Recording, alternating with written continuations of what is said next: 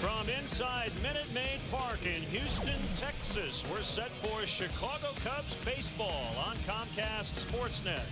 It's the middle game tonight. The Astros winning in 10 innings, 2-1 last night to start this road trip for the Cubs. And welcome to Cubs baseball. Bob Brenly and Len Casper with you. The Cubs needing to get the offense going, of course, without Alfonso Soriano. On the disabled list, it was Matt Merton in left against the left-hander last night, and Eric Patterson gets his first career start tonight. You know, Len, the Cubs didn't have a rookie on their roster when they broke camp down in Arizona. Eric Patterson will be the 10th rookie to play for the Cubs this year.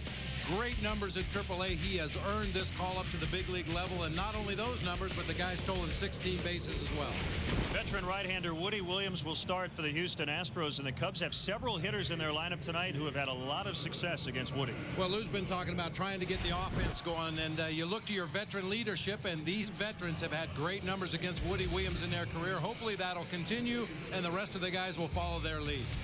On paper, you look to tomorrow night. Roy Oswalt and Carlos Zambrano will probably be a lot like last night. We'll see how tonight plays out. Sean Marshall and Woody Williams. Well, you'd like to think the Cubs can get going against Woody Williams. He's had a rough season. You see what he's done this season against the Cubs. However, in his last 2 starts, 11 innings, 21 hits, and 12 earned runs. Sean Marshall looking to get over 500 for the season. So coming up, the Cubs, who have struggled a bit lately, now try to press on without Alfonso Soriano. They'll try to stymie Carlos Lee and the Astros. We'll have Game 2 coming up next.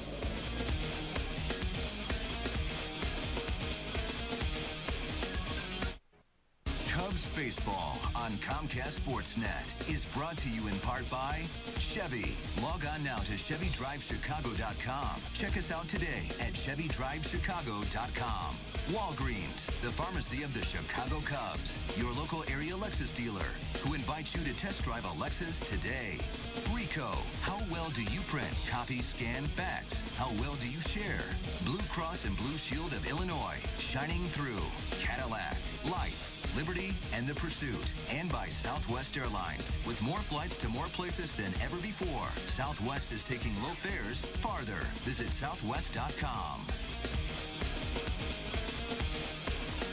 Welcome back inside Minute Maid Park. Roof closed again. Let's check in on the Cubs Southwest starting lineup. Cubs have dropped 4 of their last 5.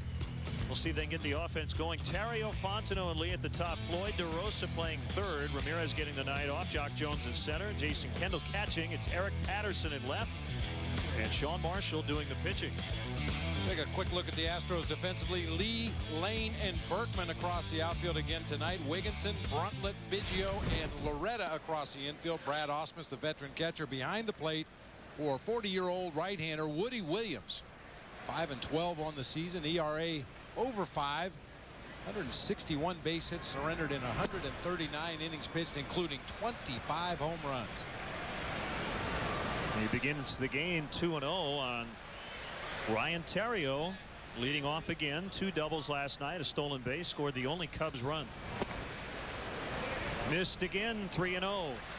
Tim Timmons calling the balls and strikes tonight.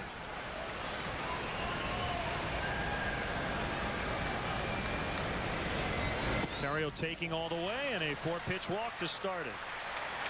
Well, Len, I'm looking down here at the home plate area, and Mike Fontenot is the first left-handed hitter at the plate, and the batter's box is already messed up. Look at that. You guys aren't very tidy. Now, who do you think did that?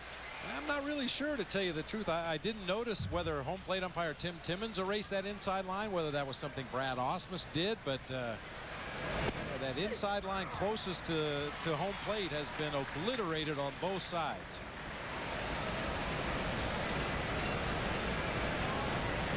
Ball players, you know, they just can't stop playing in the dirt. Well, I was going to also add that most crime scenes have a chalk line, but this one you can't really see it. 2 strikes on Mike Fontenot.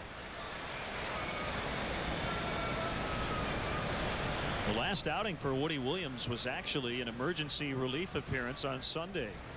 Left-handed reliever Steven Randolph had to leave with a left bicep strain, so Williams dealt one scoreless inning. And his last couple of starts have not gone well. He'll turn 41 later this month.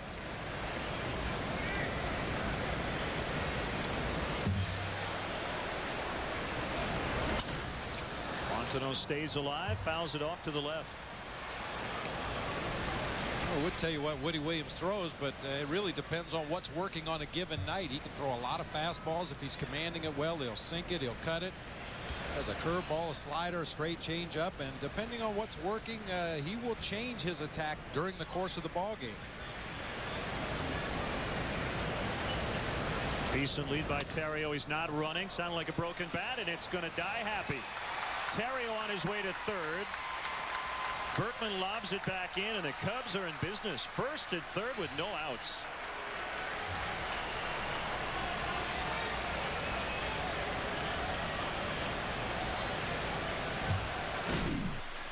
Starting that merry-go-round early. Manager loves those situations when you get a runner on first base, the next guy gets a hit. Runner at first advances to third base. Just keep rolling them around there. Derek Lee the next to have an opportunity.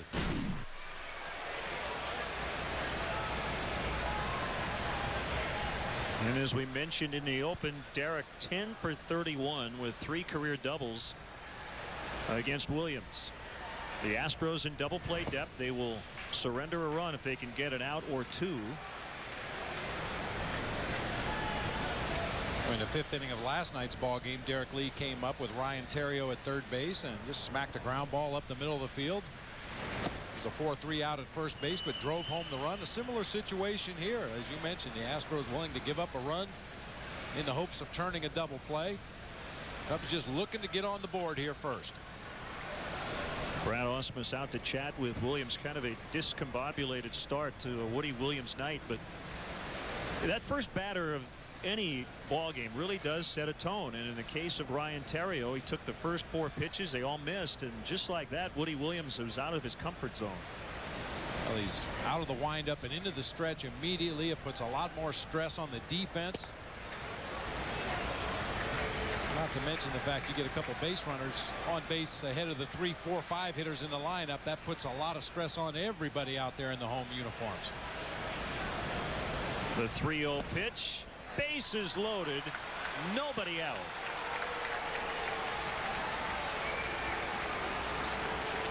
And normally, Bob, we wouldn't say it this early. This is a huge moment in this ballgame. I mean, the Cubs, who played at just 1 run last night, have a chance here to hang a crooked number on Woody Williams before he can get settled in.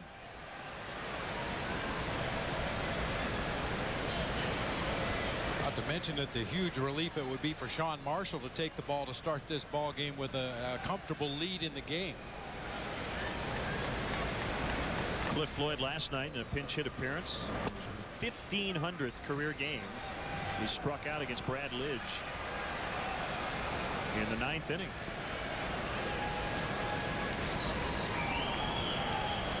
Make that the 10th inning as Lidge picked up the win. And the Astros got a run against Michael Wirtz in the bottom of that inning. Again, the Astros looking for an out somewhere as Cliff sends that one high and deep. It's slicing down the line. It had distance, but it was foul. Just put it up in the air. You don't have to even hit it hard and you have a shot. This swing is a perfect illustration of that. Cliff Floyd, almost as an afterthought, just flipped his bat at that pitch that was up and out over the plate and narrowly missed his 7th career grand slam. Just sliced into foul territory.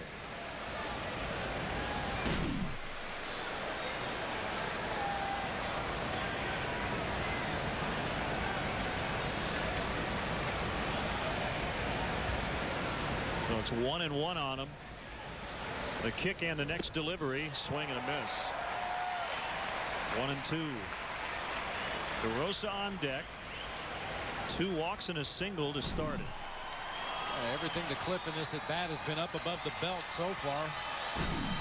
a foul ball, and then a swinging strike right there. It's obvious Willie's trying to elevate that ball, get Cliff to swing through it.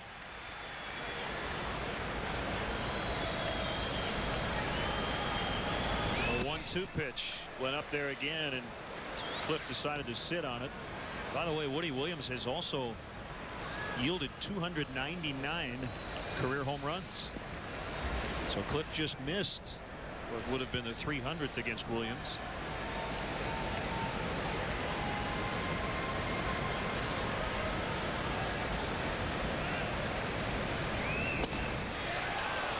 And it is a full count, 3-2.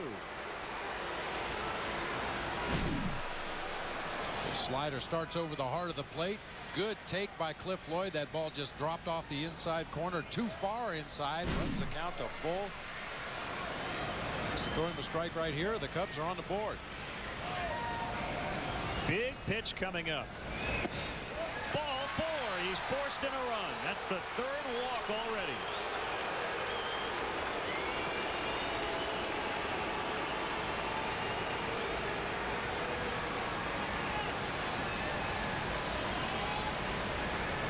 And Dave Wallace, the pitching coach, is going to come out. Well, this is the one thing the Cubs offense has not done enough, and that is take walks. But they have done it tonight. Cubs came in second to last in the National League in walks.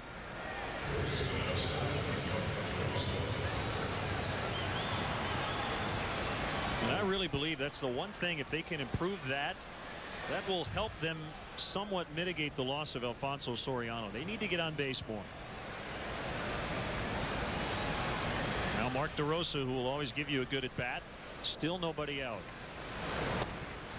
Breaking ball strike.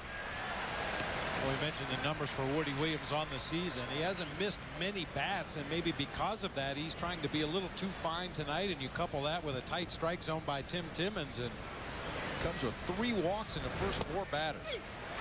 Pitcher's strike on a fastball in the outside corner. 0-2 on DeRosa.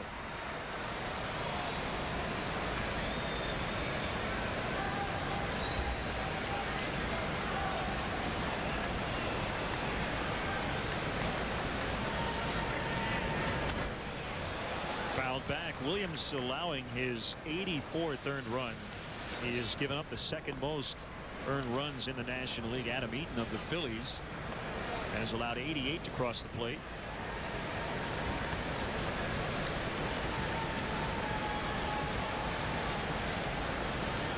He's also given up a National League high 25 home runs.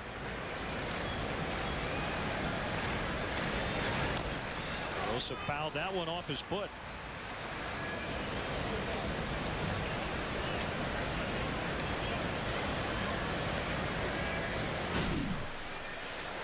Has that protective guard high up on the shin on his left leg. Boy, was that off the back knee? That looked like another back knee. Yeah, man. We used to see that about once a season. You'd see one of your hitters foul one off his back leg. We see about one a series. Another 0-2, knocked down by Ausmus.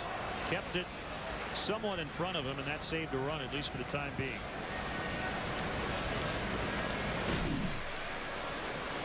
Woody Williams has not thrown a wild pitch this year, and part of that is because Brad Ausmus is so adept at blocking balls in the dirt. Just very relaxed in the way he goes after those pitches in the dirt. Got away, but unfortunately not far enough for Fontenot to score. Good job by Fontenot to understand the situation as well. Cubs right now in control in this inning. You don't want to take any chances with nobody out. Now a 1-2 pitch and a bouncer foul.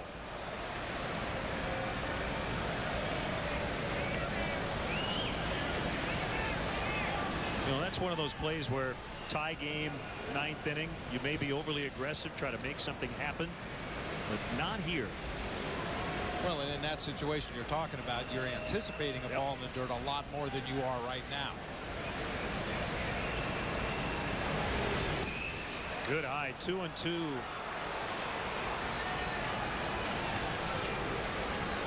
Cubs are grinding here in this inning, really making Woody Williams work. 25 pitches already.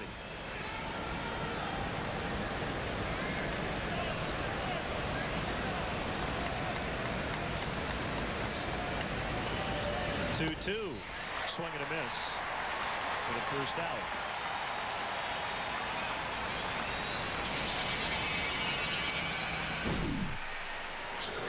A defensive swing from Mark DeRosa on an 87-mile-an-hour fastball at the outside corner. I was just about to say, though, part of the problem for Woody Williams is he doesn't really have a put-away pitch at this point in his career. He's a nibbler. He likes to get quick outs, first, second, third pitch of an at-bat. If you can extend him beyond that and see his pitches, you'll very quickly realize he's not overpowering with his heater. His breaking ball kind of rolls up there to the plate. It's going to be caught by Eric Bruntlett for the second out. So now it's up to Jason Kendall as Williams tries to get out of it with minimal damage.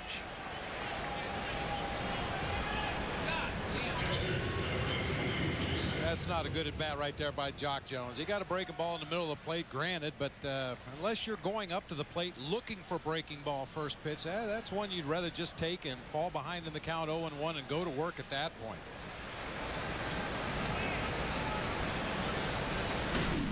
It's not a horrible pitch to swing at, a breaking ball right up there around the belt, but as I said, unless you go to the plate looking for that pitch specifically, probably not a good pitch to hack at.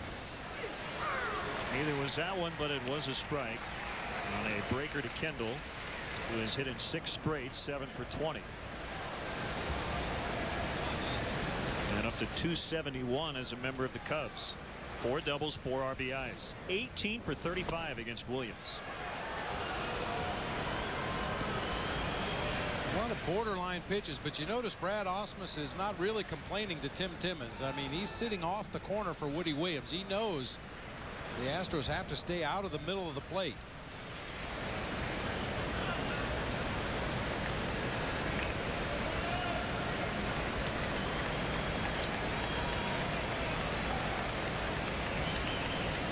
Williams has his sign from Ausmus, setting up now inside. 2-1. Patterson, the 8-hitter, would have a shot if Kendall can get on. Only run has scored on a bases loaded walk to Cliff Floyd.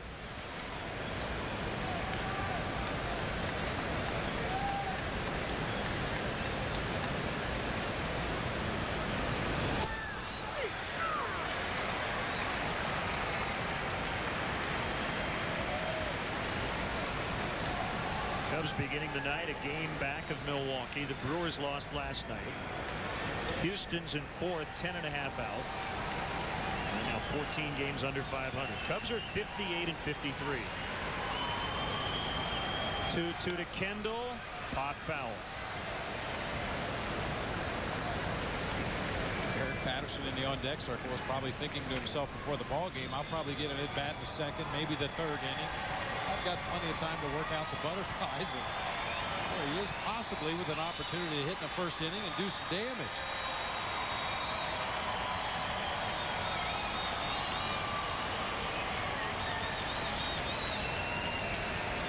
Two to Kendall. Another good snag by Ausmus. Count is full. Everybody will be on the move. If Jason Kendall could find one of the gaps, it'll probably score 3.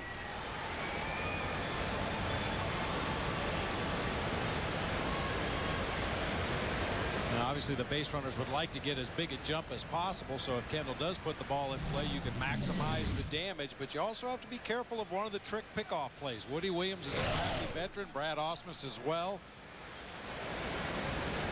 And Mark Loretta over there at first base, Craig Biggio at second base. A lot of veteran savvy out there on the field right now for the Astros, so be a little more careful than you might normally be as a base runner in this situation.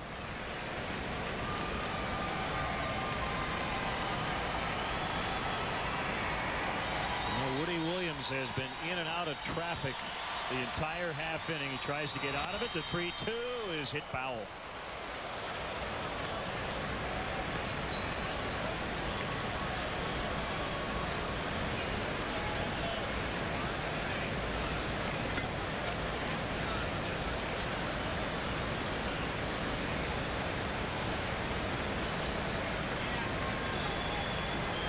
Runners will go again.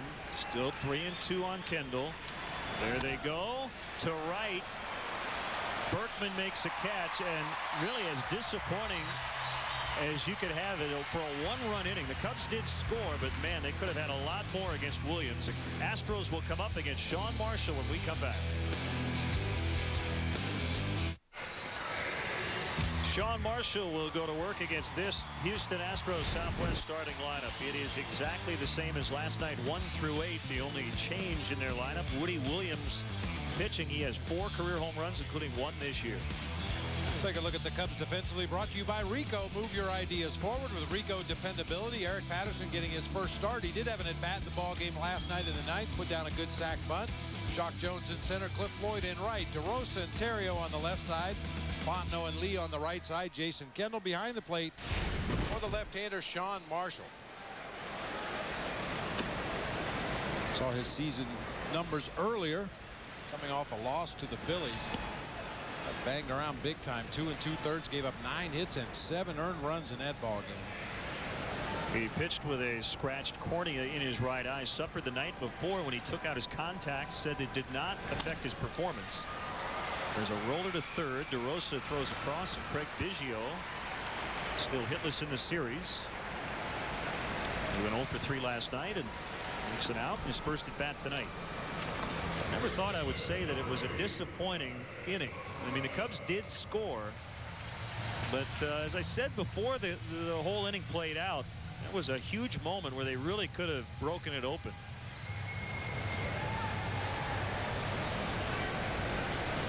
And I guess the hope is that you could start the second inning the way they started the first, and hopefully next time will come through. You know what? The Cubs have been really good with runners in scoring position, except for this series. Last night they were 0 for 10. And if you look ahead to the top of the second, we know Eric Patterson will be leading off in front of Sean Marshall. That's a pretty good situation to have. Eric Patterson, a guy that I'm sure at times in his career is hitting the leadoff spot. I mentioned he's got good speed. He can steal a base. Ideally, Eric gets on and sets up a sac bunt situation for Sean Marshall.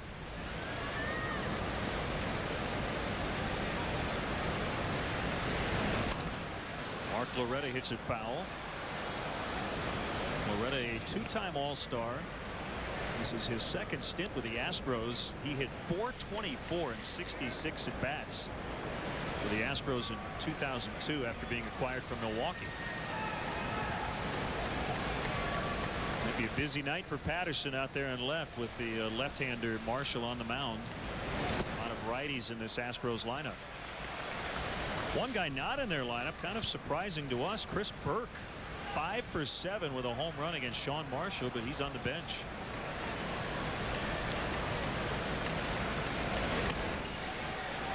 It'll be DeRosa again.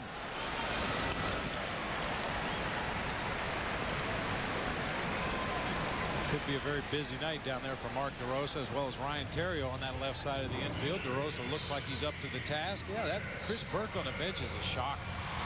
Hey, one of the things you do as a manager is check those numbers every day. Check the matchups. Occasionally there'll be numbers that just jump off the page at you, and that was the case with Chris Burke when we looked today, but not in the lineup. Well, I think the main reason, at least at second base, is that Craig Biggio gets most of his time at home, whereas Chris Burke gets a lot of starts on the road. And the reason for that is Craig Biggio will retire after this season, and a lot of Astros fans will drive a long way to come see him play.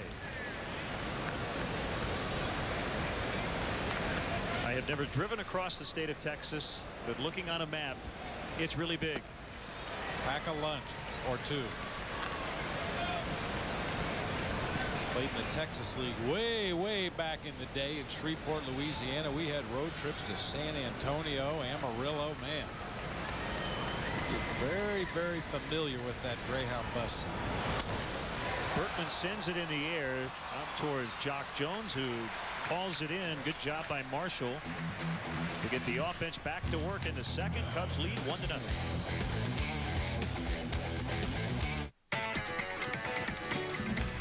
Hi, I'm Dan Jiggins. Wednesday on Chicago Tribune Live. We'll be live in Berkeley.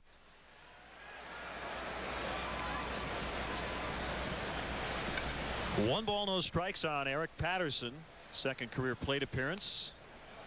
Making his first major league start Second game the Cubs have played without Alfonso Soriano, who went to the disabled list officially yesterday for the first time in his major league career.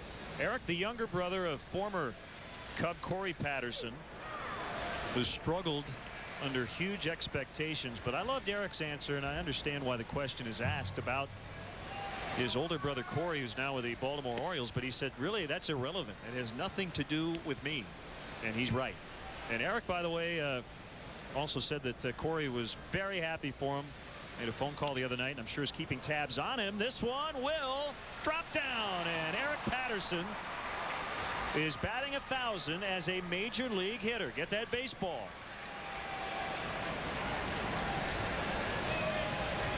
Congratulations to Eric Patterson.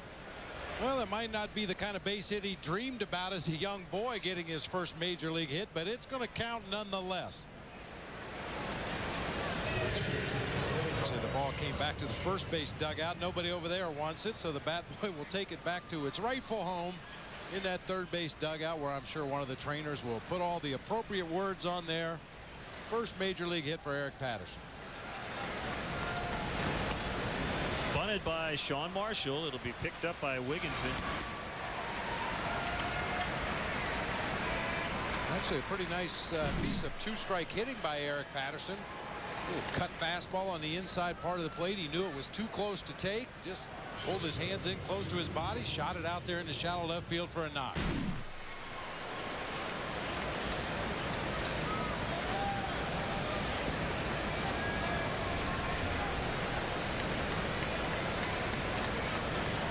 Now Ryan Theriot, runner at second, one out.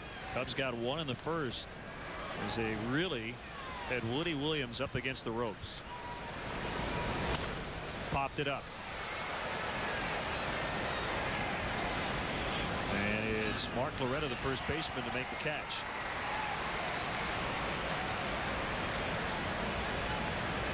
You know, not to overstate Patterson's hit, but I remember Adam Greenberg a couple of years ago, who came up for his first taste of the big leagues, and on the very first pitch was hit in the helmet. He has not been back to the big league since. And I guess my point is, you just don't know in this game whether it's roster moves. The Cubs could make a trade tomorrow. You could have a sprained ankle. Well, there's nothing like getting that first hit out of the way.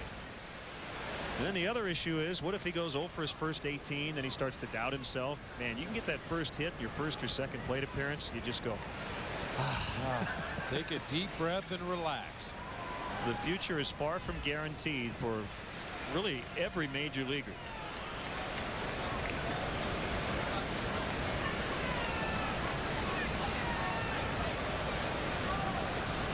Do you remember how many at-bats it took you to get your first hit? I think I was 0 for my first 3 before I finally got that first base hit.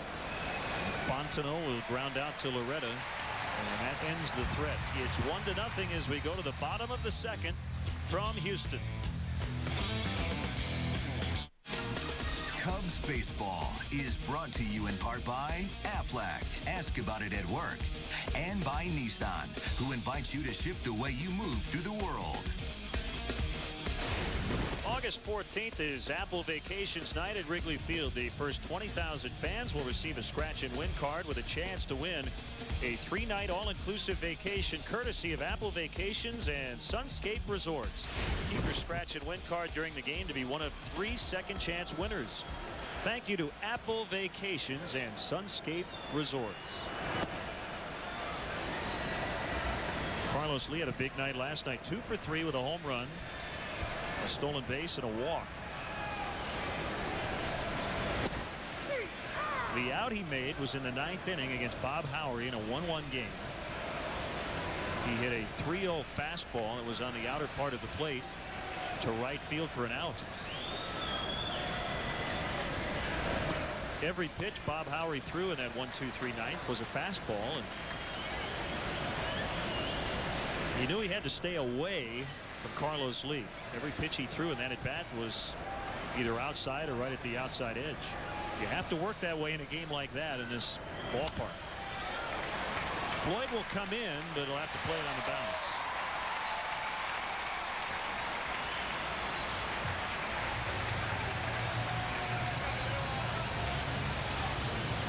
comes Ty Wigginton, who scored the eventual winning run in the 10th.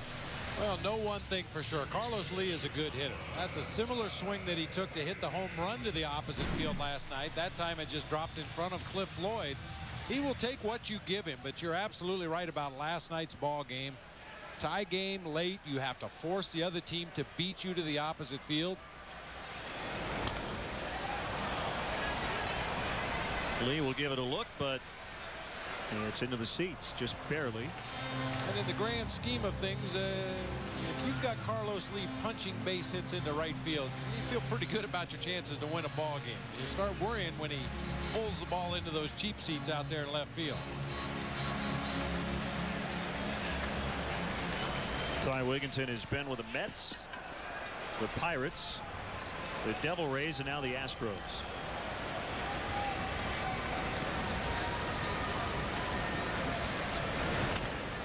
It's a ground ball to short. They'll get it out at second, and at first they turn it. That was not an easy turn because that ball pushed Terrio toward the hole at short and wasn't hit all that hard. Phil Garner's going to come out to argue, along with Jose Cruz Sr., the first base coach. Chuck Merriweather made the call at first. Kind of slow developing because the ball wasn't hit that hard. You could see Cliff Lee never got close to second, or rather Carlos Lee never got close to second base to break up that play. A long stretch by Derek Lee. And the Astros are all shocked. The Cubs are all relieved. Nice double play right there. Well, remember the play on Saturday. Ryan Terrio just beat out an infield hit. The replay seemed to indicate that he might have been out. Jason Lane really gets a hold of one. Way back to left. And it's a tie game. To be honest with you, I didn't even see it land. I'm not sure it has landed.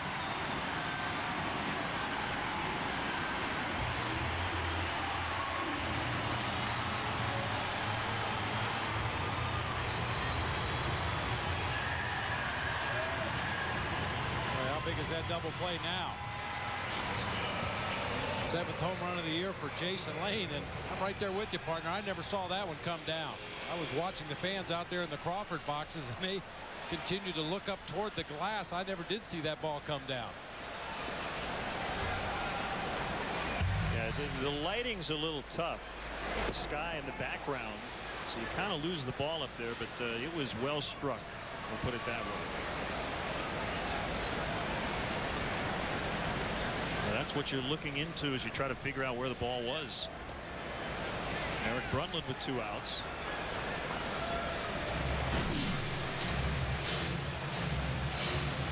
Pitch up about belt high out over the plate.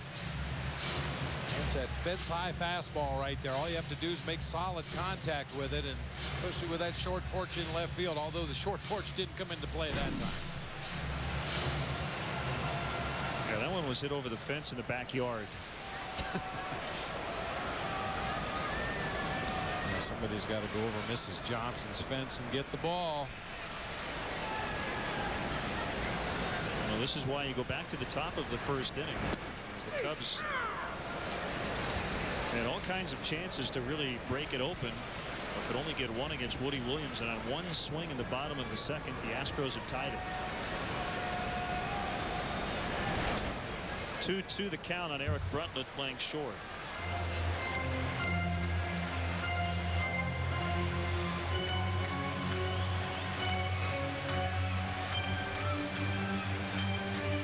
Brad Ausmus is on deck. June 7th of last year, Ausmus with a leadoff home run in the 3rd inning against Marshall. That would be the only run of the game, as Marshall with a tough luck loss 1-0. Comebacker base hit. Marshall reached out his glove, but a little bit late. That ball was hit hard by Brundtland.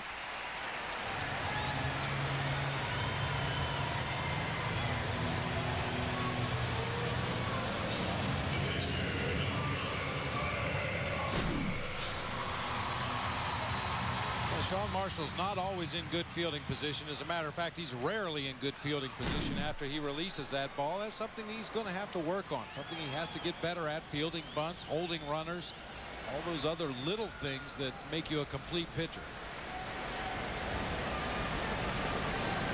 Kick and the pitch to Ausmus. Ball one, low and inside. You know, it took me a little while to look it up because I'm not as adept with the media guide as you are, but a double play for the Cubs gives them 103 on the season, which puts them right about in the middle of the pack in the National League. But they turned 122 all season last year. What a remarkable improvement defensively. That's a good point. So the Cubs would be on pace to be way ahead of last year.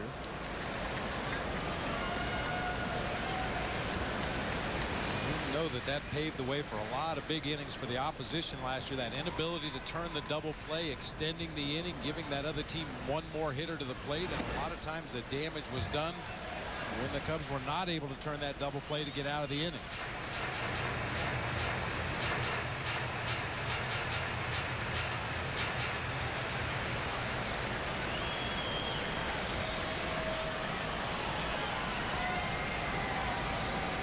Marshall with a look at Bruntlett. And they have him picked off. If Lee can fire to second on time, it gets away from Fontenot, but right to Terrio. Obviously, Bruntlett thought that ball was going into the outfield. And DeRosa will toss. Fontenot the tag, and he is out. Excellent backup there by Ryan Terrio as they get Bruntlett. We'll sort it all out when we come back as they tie it up on the Lane home run. It's 1-1 after 2.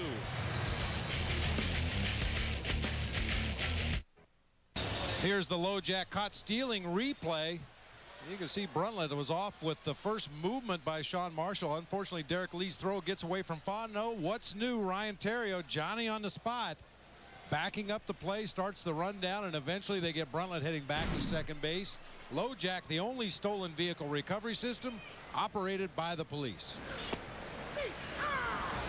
So Bruntlett was credited with a stolen base. The putout goes 6-5-4 to end the inning. Well, we've seen it in a few cases, Bob, when a left-hander picks off that runner. We saw Soriano beat the relay throw. Now, do you put that on the pitcher to kind of speed up that toss once he sees the guy going? I mean, you don't want to have a balk, but once you see that runner going, you have to make 2 throws to get him. Yeah, and you'd like to see the pitcher speed it up a little bit. That's what makes the lefties a little more susceptible to than the righties with the runner at first base. If you get a good base runner who gets a maximum lead, it's a quick jump on that first movement. As you said, it takes 2 perfect throws to get him. And Derek Lee, being a right-handed throwing first baseman, it takes him a little bit longer to get turned around to make that throw to second base. So in some instances, that's what teams designed to do against slow left-handed pitchers.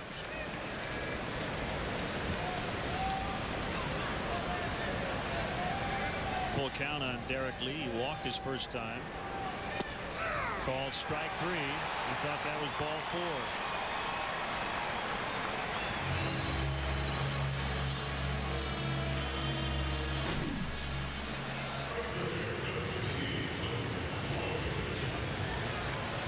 Perhaps Derek thought it was down a little bit. Looked like a pretty good pitch from Woody Williams. You may remember back in that first inning when he struggled so badly, everything was up, belt high and above. Breaking balls, fastballs, changeups, everything was up. Now he's starting to drive that ball down into the bottom of the strike zone with a little more regularity. Cliff got an RBI his first time. And a bases loaded pre-pass.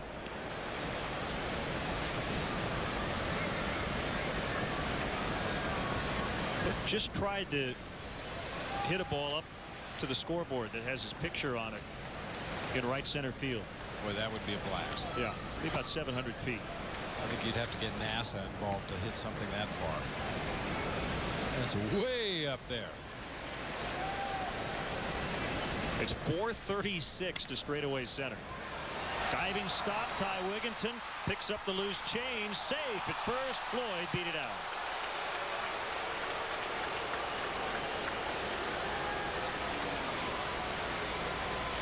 Well, you know that'll get a reaction from the fans after that double play where it was questionable whether the Cubs were able to turn it or not. Cliff Floyd does a nice job of going with the pitch. Wigginton knocked it down. This Cliff's hustle out of the batter's box allowed him to leg that out for an infield hit.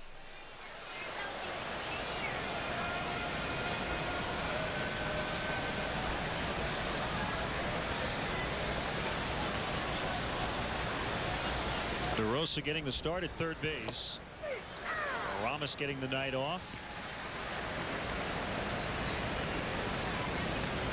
Last night, Mark DeRosa began the night in right. He would later move to second base. I asked him today if that's a difficult in-game transition, in that you start a good 300 feet from home plate, and then in the middle of the game, all of a sudden you're very close to home plate. He said, actually, I think it's tougher to go from the infield to the outfield during a game, just because he's a natural infielder. Not too many guys are like Mark DeRosa, who could start in the outfield and then move to the infield. There's a base hit through the hole on the left side. First and second, one out.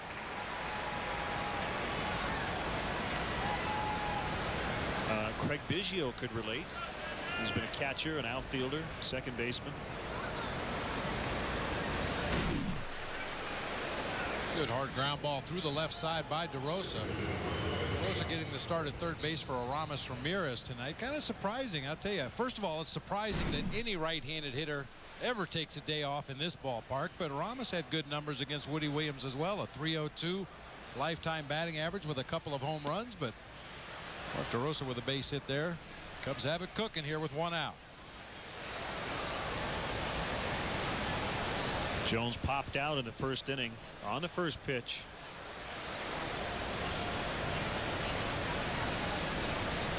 Williams has a sign from Brad Ausmus. A veteran battery for the Astros, to say the least. Woody Williams and Brad Ausmus have been through a lot in their respective careers.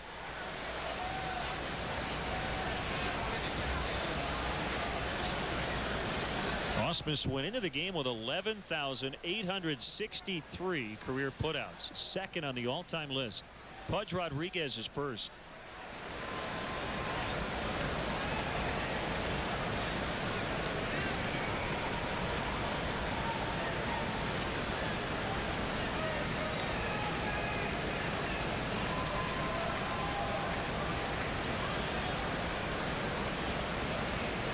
A 2-0 on the way.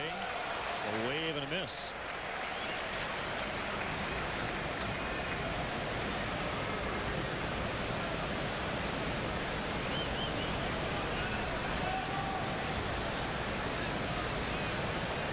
We're even up 1-1. Cubs with their run in the first. The Astros got theirs in the second.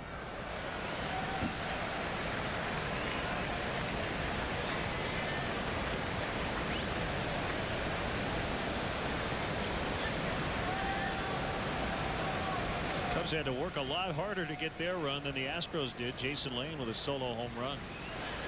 Cubs had 4 base runners, the first 4 of the game, to get their only run.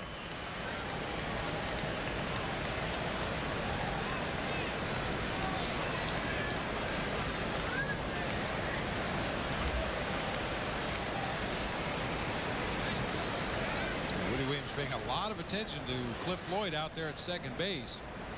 Not necessarily trying to pick him off, just trying to shorten up his lead a little bit. In the event Jock Jones gets a base hit to the outfield, Woody's trying to give his outfielders an opportunity to throw Cliff out at the plate.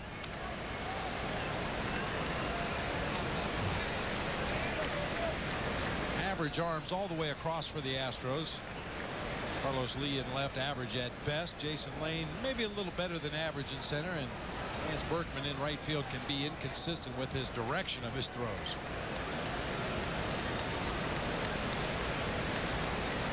Williams set, ready for a 2-2 pitch to Jones. Back our way, still 2-2.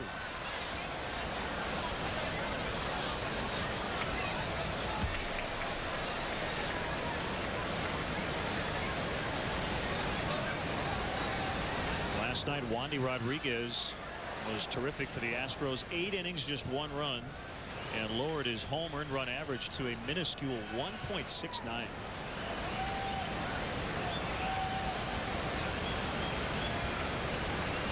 Both he and Rich Hill received no decisions. High in the air. This is a long, long run for Carlos Lee, and it's just out of play.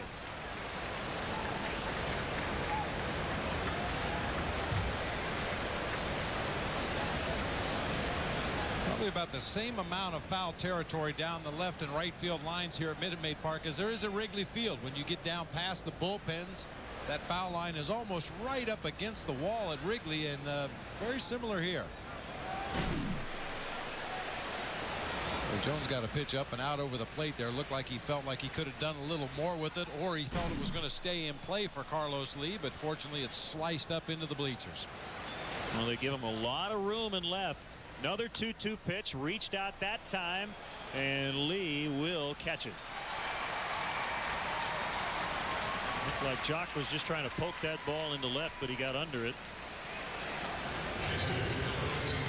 On Wednesday, August 15th, the Cubs will host the Cincinnati Reds at beautiful Wrigley Field. Game time 7:05. Be sure to arrive early. The first 10,000 fans will receive an exclusive limited edition of Ramos Ramirez bobblehead doll, compliments of Fannie Mae.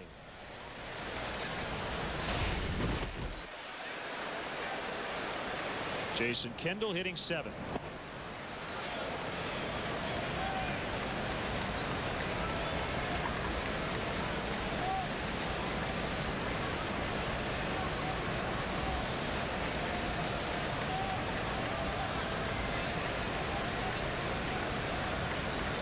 Here's a pitch outside. Jason Kendall reunited with Gerald Perry as hitting coach. They've been together at 3 different stops: the Pirates, the Athletics, and now the Cubs. And it was Jason Kendall. I don't know if you've heard any of the Cubs players call Gerald Perry by his nickname, but his nickname is Bitter.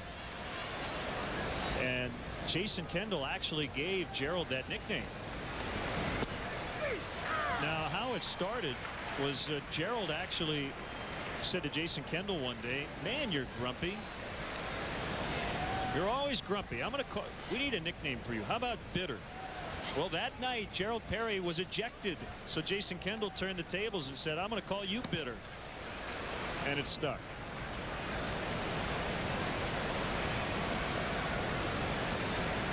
Now, Gerald doesn't smile a whole lot, except when his hitters are swinging those bats well. Well, just a great guy off the field, but you know, this is a compliment. He does put his game face on. Oh, yeah. So does Jason Kendall.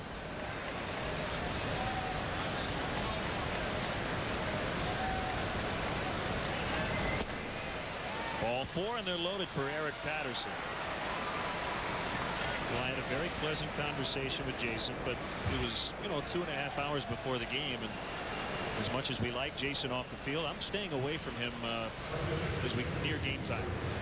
He's the kind of guy who likes to step on your throat once you get on the diamond.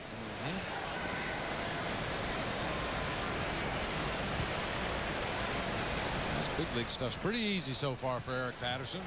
He's had 2 plate appearances, put down a perfect sacrifice bunt in the ball game last night, and flared a little single into left field. Has an opportunity to really do some damage here.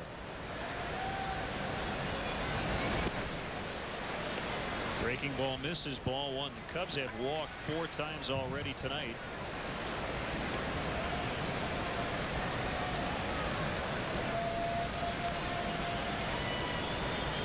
Coming in, Williams with only 36 walks in 139 innings. Good eye.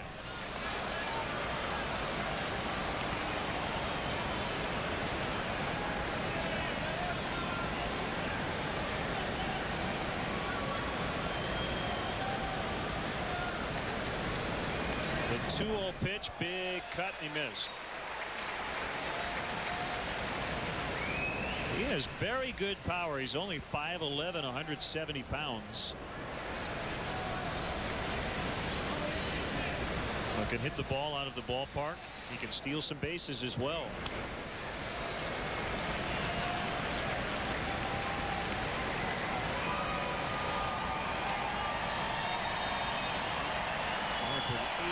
Steals in his first 2 minor league seasons, 05 and 06.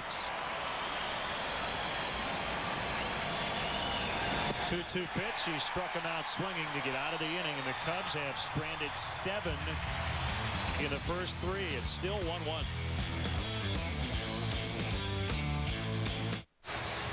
Pledge your allegiance to the Cubs by becoming a founding member of the Cubs Club, the new official online fan club for the Chicago Cubs. Cubs Club members will get benefits unavailable to other fans, including your very own 2007 membership card. MLB.com's game day audio for the 2007 regular season and much more. To join today, visit Cubs.com, where baseball is always on.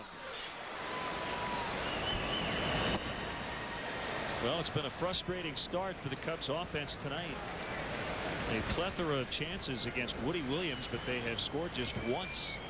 And they've left 7 on base.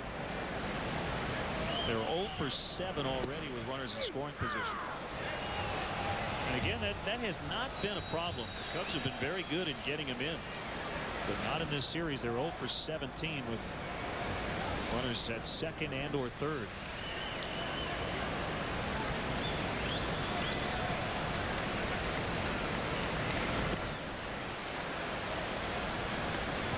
Count is 2-1 on Brad Ausmus.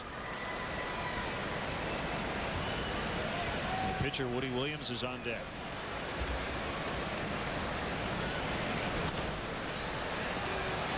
Rosa dives for it, can't get it, but Theriot backing him up makes a play. So the second time Ryan Theriot has helped out a teammate.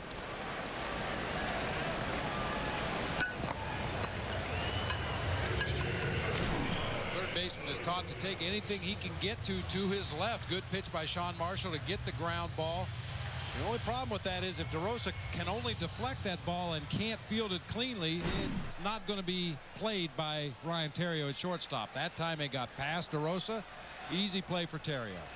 Well, look at the discrepancy in the pitch count. Now Williams with the 3 complete, but 75 pitches. And for those struggling with the math, that's at 25 per inning. Didn't even need a calculator for that calculation.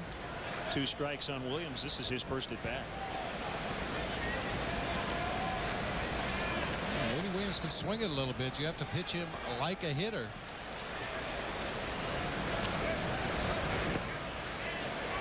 He's a shortstop at the University of Houston, an all-region shortstop. So at his current pace, if Woody goes the distance tonight, he will have to throw 225 pitches. Well, there was a time in the game that wasn't out of the question, but I don't think we'll see that happen tonight.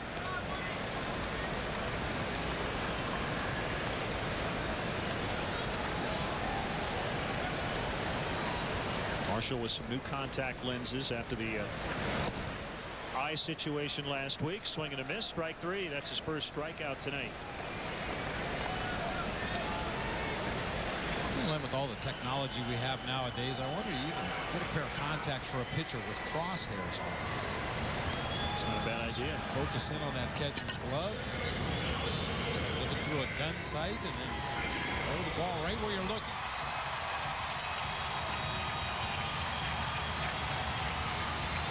Big hand for Craig Biggio. 3,022 career hits, 662 career doubles. That's the most ever by a right-handed hitter. And every time Biggio steps to the plate, you always have to remind yourself, watch the first pitch. Good slider that time from Sean Marshall. He loves that high fastball on the first pitch and tries to pull it into left field, especially starting the ball game.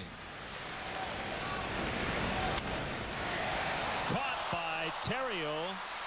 So that denies Biggio the chance to tie former Cub Luke Brock on the hit list. He's still in 23rd place. 1-1.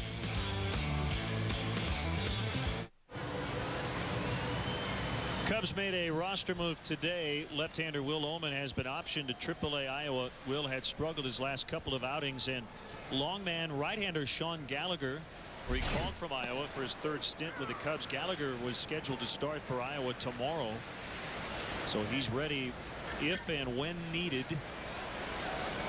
And with the Cubs playing a 4-game series starting Thursday night in Colorado, you definitely need to have a long man because things can get out of hand in a hurry for a starting pitcher. 2 strikes on Sean Marshall. In the 4th inning, it's 1-1. 1-2. So the Cubs down to 1 left-hander currently in their bullpen, Scott Air, who has been in his best stretch of the season lately. Swing and a miss. by Marshall for the first out here in the fourth.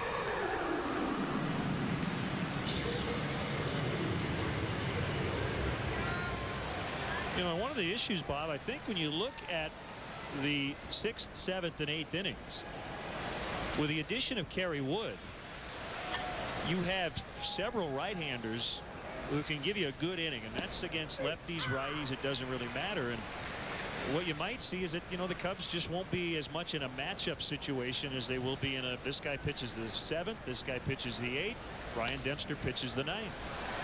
I think you're absolutely right. You look at the numbers. Bob Howery has held lefties to a .215 batting average. Carlos Marmol .216. Kerry Wood just getting started, but the lefties don't have a hit against him yet. Michael Wirtz, lefties hitting only .237. So I think rather than worry about playing the matchup, Lou just wants somebody out there that's going to get people out.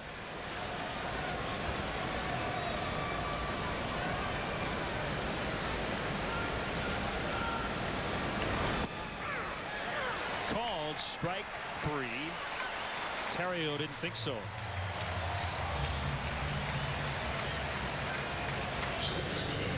Let's check out tonight's factoid. Brotherly love. Yesterday's appearance by Eric Patterson makes it the 10th set of brothers to have played for the Chicago Cubs, and that leads us into our Aflac trivia question. How many sets of brothers can you name who have played for the Chicago Cubs?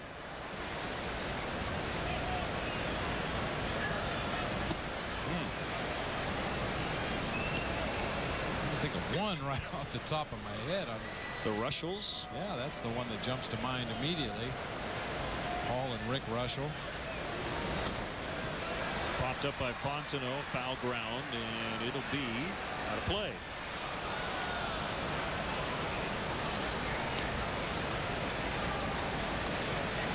So Eric and Corey Patterson, the latest set tandem of brothers to play for the Cubs.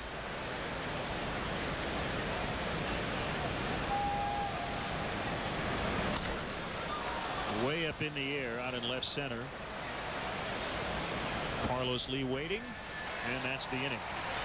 By far the easiest inning for Woody Williams. A 1-2-3 fourth. It's 1-1 here in game 2. All right, back to our Aflac trivia question. Brother combinations in Chicago Cubs history. It's a big list.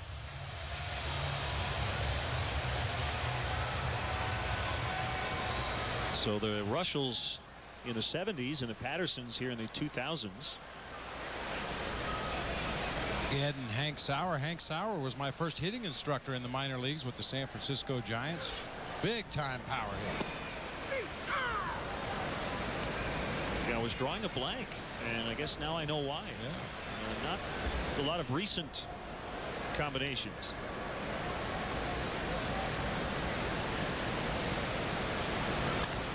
Loretta rolls it up the middle. Backhanded play by Mike Fontenot. He fires to Lee.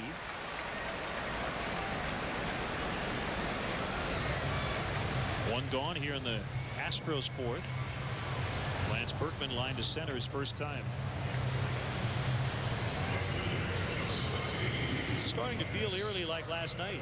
Yeah, it really is. I mean, the anticipation for this ball game was there was going to be a lot of base runners. We've seen that. Unfortunately, the Cubs haven't been able to cash in those base runners. And with each successive innings, Woody Williams seems to be settling in a little more and a little more, fine-tuning that control on the edges of the plate. Pitches that he was missing with in the first couple of innings, he's starting to find that corner more consistently.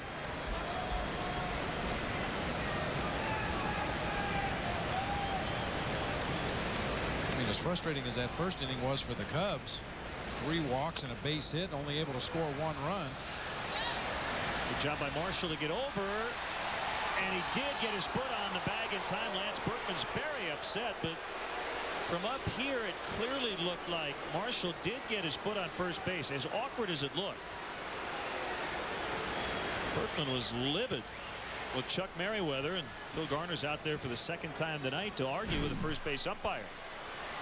A cue shot off the end of the bat, gets past Sean Marshall. He does the right thing, go on to first base. Ooh, maybe not. He missed with the right foot, but you watch him drag his left foot across the bag right there, and it was very, very close, but it looked like he did beat Berkman to the bag. But that second angle clearly shows that he dragged the left foot across first base. I started to say, Len, as frustrating as the first inning was for the Cubs when they left 3 on and only scored a run, how about the Astros? Had 3 hits, including a home run in the second inning, and scored 1 run. That double play was huge after the leadoff single by Carlos Lee. Ryan Terrio, Mike Fondo, Derek Lee able to turn that double play before the solo home run by Jason Lane.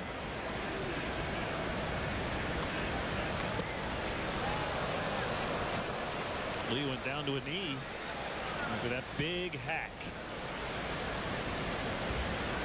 Well, I read earlier this year in the Houston Chronicle that in his spare time, El Caballo, a big-time cattle breeder in Panama, also a quarter horse breeder. He has been a competitive calf roper, although he's decided to stop doing that at least until he's done playing baseball. Marshall has to get over to first again. Good flip by Derek Lee, and Carlos Lee is out. So are the Astros. It's a 1-1 tie to the 5th. Cubs baseball is brought to you in part by Midas. Visit Midas for brakes, expert auto maintenance, and tires. And by the all-new full-size 2007 Toyota Tundra. Honor your loved ones with an engraved brick on the sidewalks beneath the historic Wrigley Field marquee. Join thousands of others in the commemorative paver program and make your mark on the grounds of Wrigley Field. All orders come with a replica brick for your home or office. Space is limited, so order today. Visit Cubs.com or call 1-800-851-6846. Derek Lee has yet to put a ball in play. A walk and a strikeout. I was going to say both of the looking variety, but a walk is inherently of the looking variety. Yeah, I've never heard of a swinging walk. There's a swing and a miss, and Derek has struck out twice.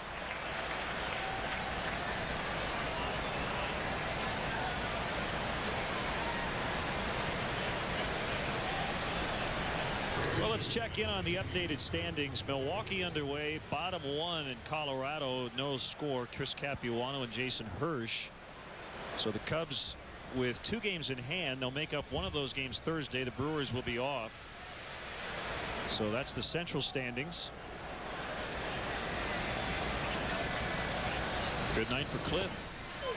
An RBI walk and an infield hit, and the wild card is a little bit more confusing. The Cubs in a 3-way tie along with the Dodgers and the Phillies. The Padres pacing the wild card. The Braves a game and a half out. The Cubs will not play San Diego, and they will not see Atlanta again this year.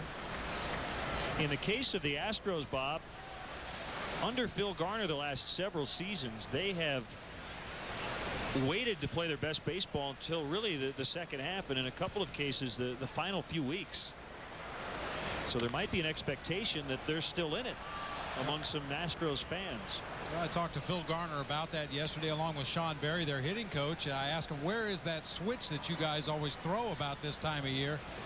And Scrap Iron said if it was only that easy, you still have to have the players to go out there and do their thing and play the game the right way. And I just got the feeling that the Astros don't feel they have a team that's capable of making that kind of a second half run at this point. Of course, anything can happen. You never know. But there hasn't been anything through the first half and the early part of the second half of this season to make the Astros think that they're going to be that team that they've been the last 2 years. Well, they surged right at the very end of last year, winning 10 of their last 12, including 9 in a row at one point, but finished a game and a half behind the Cardinals. People may forget the Cardinals almost blew it before they squeaked in and then went on to win the World Series.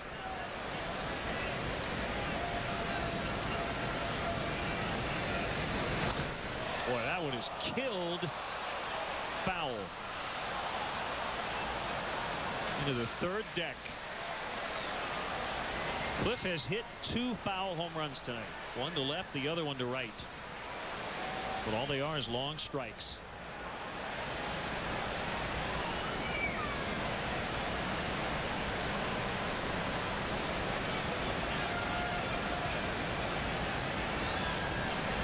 Another 3-2 pulled fair on the ground. Loretta will take it by himself.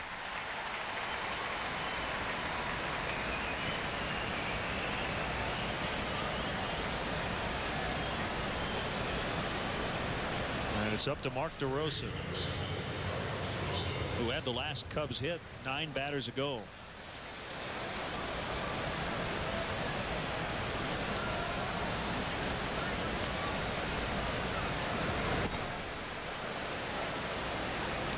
Well, news today out of Arizona, the Diamondbacks inking Eric Burns to a 3-year, $30 million extension. So he's locked in through 2010.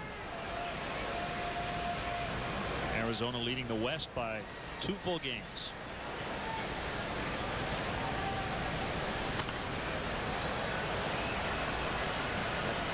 Somewhat goes against the grain as far as what the Diamondbacks have been doing lately, going with that youth movement, but he's put together a terrific season.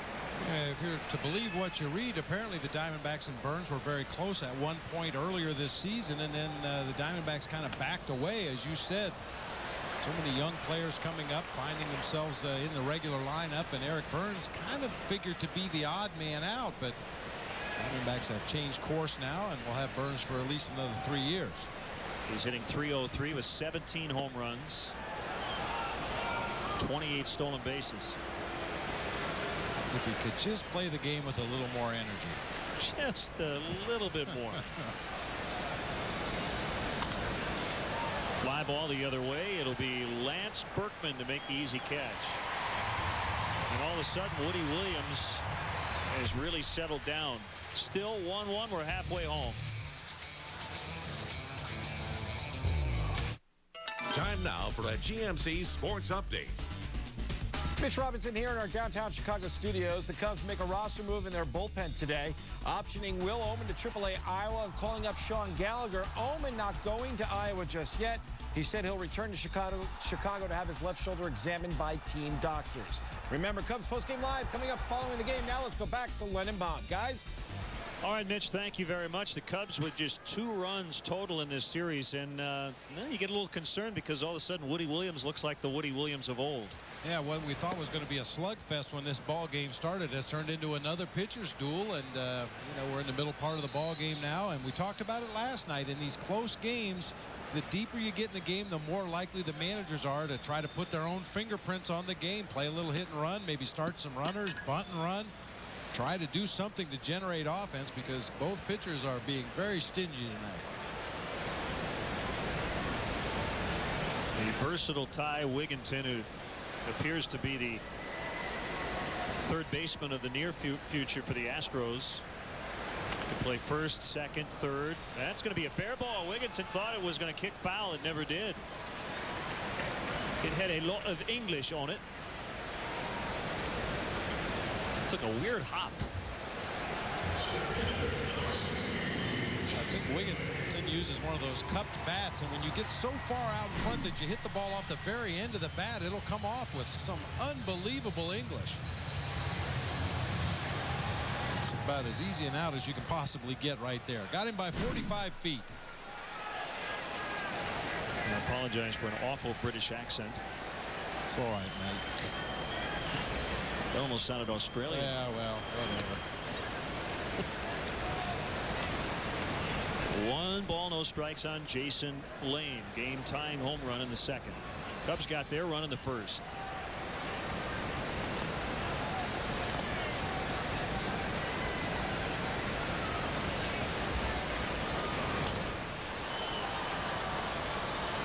Now 1-1.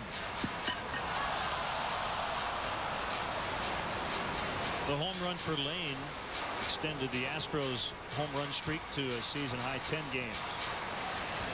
15 home runs during this span.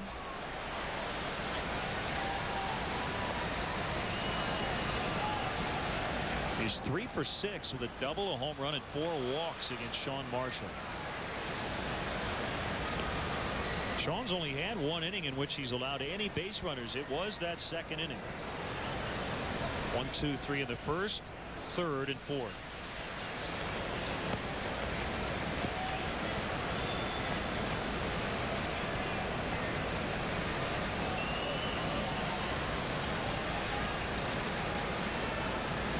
As a sign from Jason Kendall. 1-2 pitch called strike 3. Got him. Curveball just caught the outside corner, and he gets his second strikeout tonight. It's all part of the learning process for a young pitcher at the major league level. The ability to throw all your pitches to both sides of the plate. When Sean Marshall first came up to the big leagues, I think he was just aiming somewhere toward the catcher with that breaking ball. But we've seen him drop it on the outside corner, and we've seen him bounce it at the feet of the right-handed hitters. Working both sides. And I think what you just mentioned might be the entire key to Sean Marshall's big league career. I mean, he could be an excellent starting pitcher if he can find that pinpoint control, because he's not a guy who's going to just strike out people based on his stuff alone.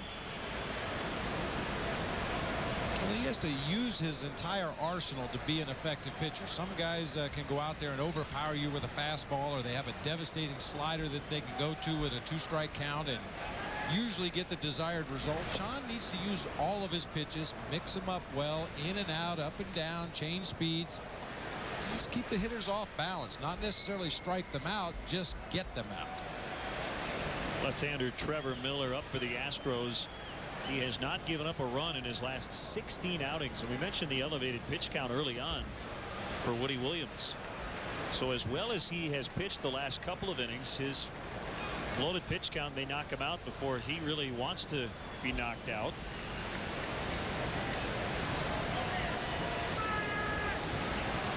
Just over 50 pitches for Marshall. Meanwhile, Woody Williams with 103 in 5 innings. In fact, Bob, I think if they get down to the 9th spot, which is still a couple of batters away, I think they will pinch hit for him.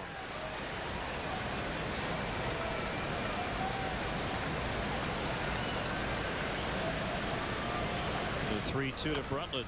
High chopper foul past Doug Mansolino, longtime third base coach. He's been matched up with Phil Garner in a couple of spots. And I'm sure there are a few fans out there who yell at Doug Mansolino, "Hey, Phil." Doug Mansolino looks very much like a former coach of mine, Eddie Rodriguez, was the bench coach for Frank Robinson with the Washington Nationals for a couple of years. Good play by Marshall. He will throw to first. And that's the inning. So the Astros draw a blank once again. It's 1-1 to the 6th.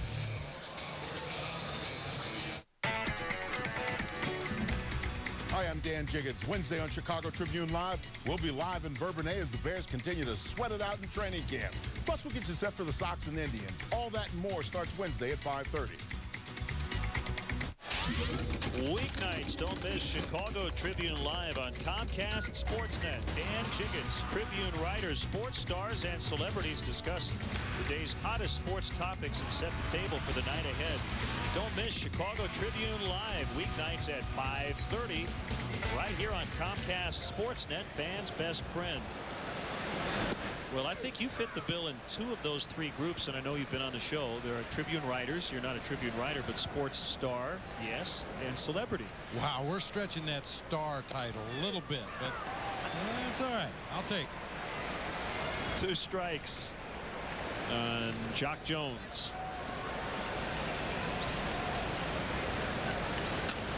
Fly ball left center, Lane over, and he runs it down. Time now for our cold blast to the booth, brought to you by Coors Light.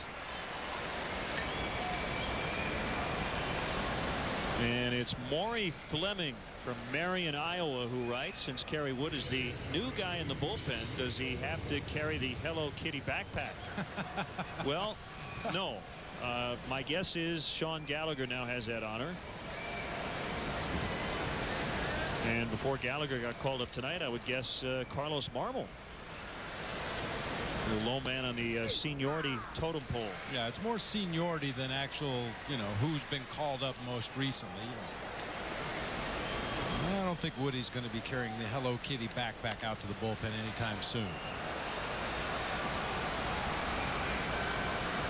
Although that's a very important role in the bullpen. A lot of people underestimate how important that is to make sure you've got plenty of gum and sunflower seeds and all the other necessary things that are in that backpack. One bouncer backing up Bruntlett. And he still gets Kendall.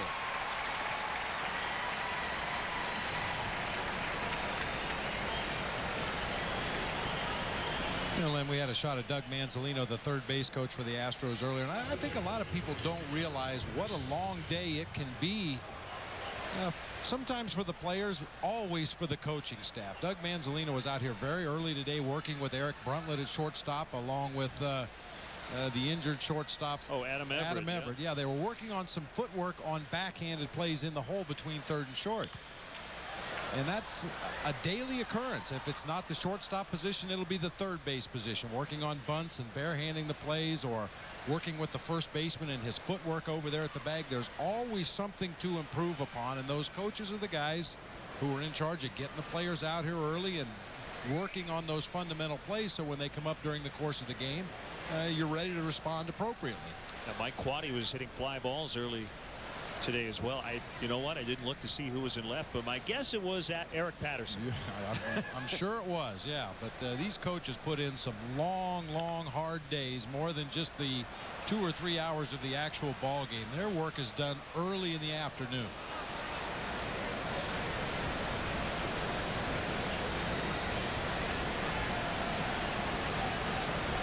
There's I'm sorry, Doug Manzolino.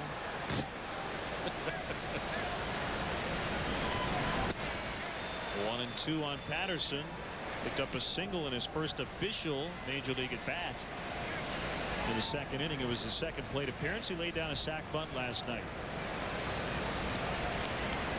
And on the hands that time, if Williams could get through this inning, we'll have to be very happy with his outing. Here's Eric Patterson with a bloop base hit to lead off the second inning, and he'll end up with that baseball after his first major league knock. You can never take that away. We don't know what is in store for Eric Patterson, whether he's here for a couple of weeks, whether he becomes a Hall of Famer. We don't know, but he's on the board. He's on the all-time hit list.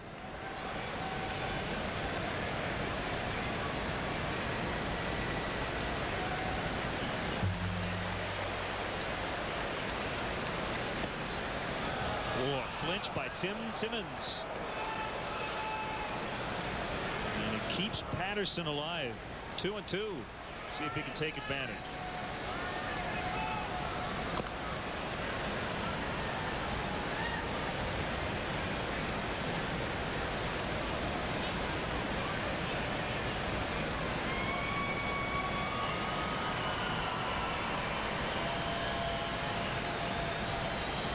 This most certainly will be it for Woody Williams. 114 pitches. He's due up second in the bottom of this inning.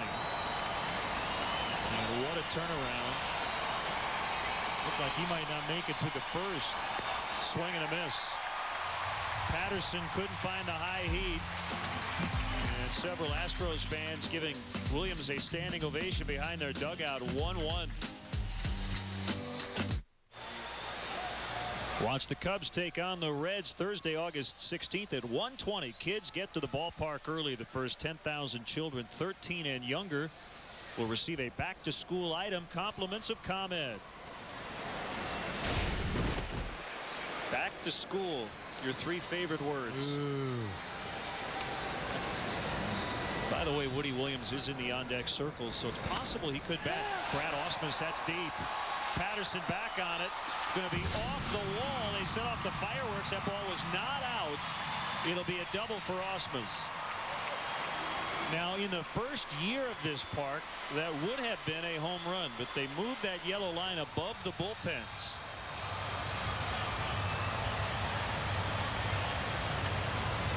That area right there where you see the 362 sign right near where Ausmus hit this ball. I was talking to Craig Biggio about that yesterday. He says you can get some cheap ones into the Crawford boxes, but because of the height of the fence right there at the 362 mark, you really need to bang it to get it up over that yellow stripe high on that left center field wall. Yeah, after the first season, they raised that yellow line by nearly 11 feet to 21 feet. That extends 86 feet from the edge of the manual scoreboard in left to the home run porch in left center. Now, Chris Burke could not get in the starting lineup, but he is going to pinch hit. And we mentioned the numbers 5 for 7 with a home run against Sean Marshall. So he bats for Woody Williams.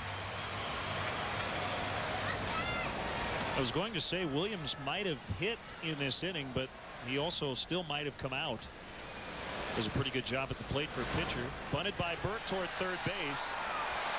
Kendall will throw, and he just gets the out. I'm not sure how close DeRosa was at third base, if the Cubs were anticipating that bunt or not, but Burke lays it down, and the Astros have the go-ahead run now at third base.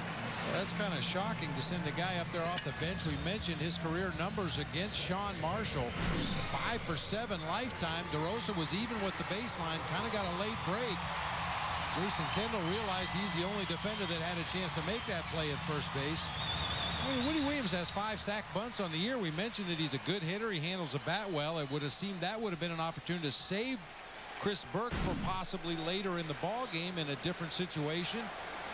But Phil Garner sent him up there to put down the sack bunt, and he does so successfully. And the infield is drawn in with Craig Biggio at the bat. And he swings and misses.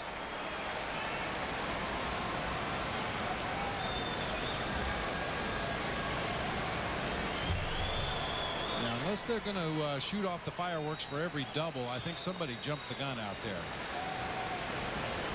It has created some cloud cover over left field. That's high. This place has its own climate. Partly cloudy currently. As some of the air conditioning blows out of a luxury box, we may see a storm in here.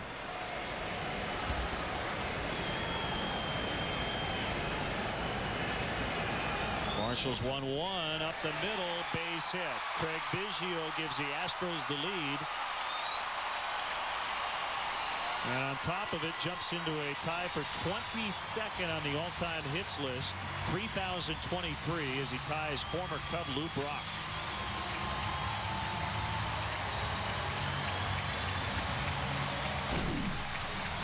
All right, for good contact hitters, this is about as close to a gimme RBI as there is. Infield drawn in, holes everywhere.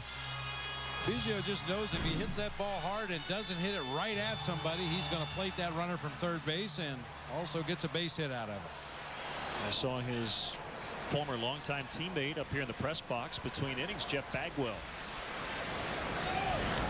Biggio was moving, and Loretta fouls it back. Mark Loretta might be certainly in the top 3 in all of baseball as far as hit and run guys.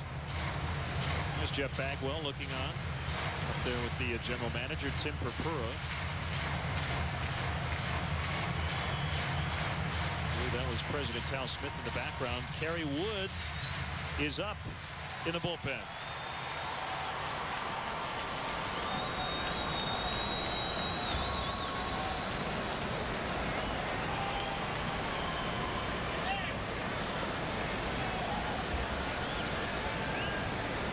Talking about Loretta's ability to play hit and run. I mean, just about every year in Baseball America when they come out with their tools edition, he is among the top 2 or 3. That is still fair, and it's right on the line.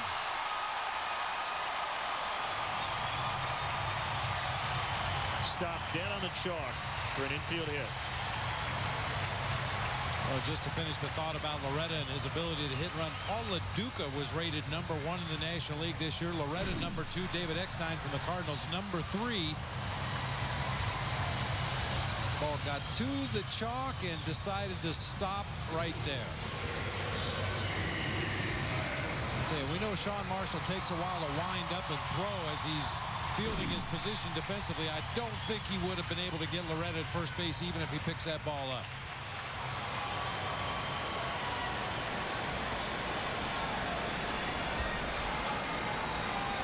Third hit of the inning.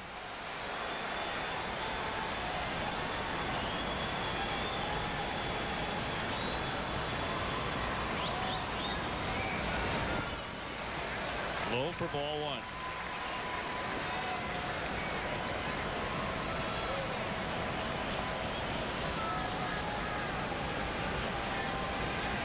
Lance Berkman played first base at Rice University. First round pick of the Astros 10 years ago, 1997.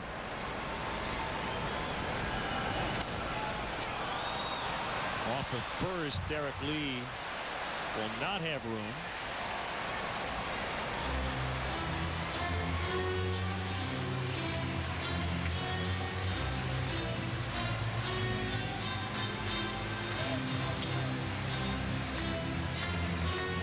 Cubs trailing for the first time tonight.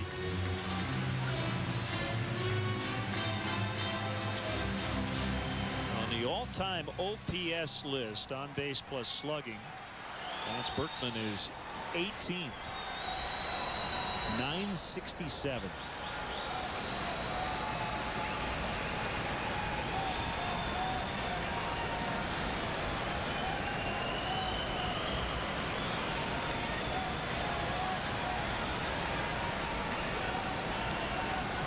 Career batting average of .299.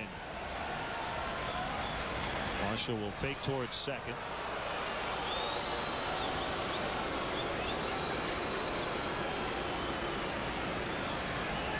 Berkman, the franchise career leader in slugging at .555 and in hitting, we mentioned .299.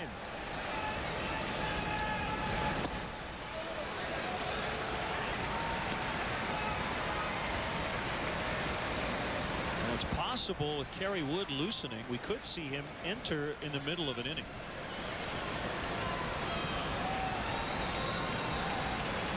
Scoreless inning against the Mets for Wood Sunday night. His 07 debut. That's past Derek Lee. They're going to try to score the run. Here comes the throw from Cliff Floyd. Saved. Kendall tried to apply the tag on Biggio, but he couldn't get him. The throw is there in time, but Biggio able to navigate around the Cubs catcher.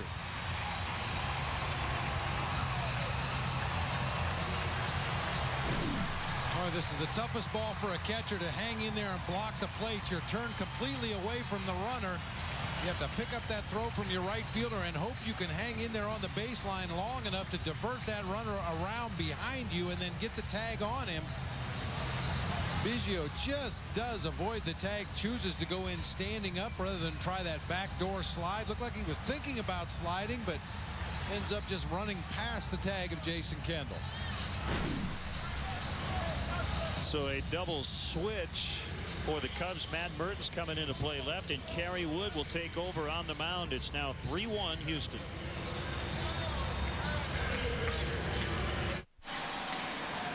Double switch. Matt Merton comes in and plays left for Eric Patterson, who made the final out at the top of the inning. So Kerry Wood will slot in 8th. Lou would like to see him get through this inning and possibly be available for the 7th, depending on how it goes. He'll face Carlos Lee. This is Wood's second appearance since returning from the shoulder problems.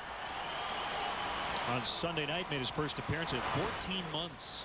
In fact, his last appearance prior to Sunday came here on June 6th of last year. He's from Irving, Texas.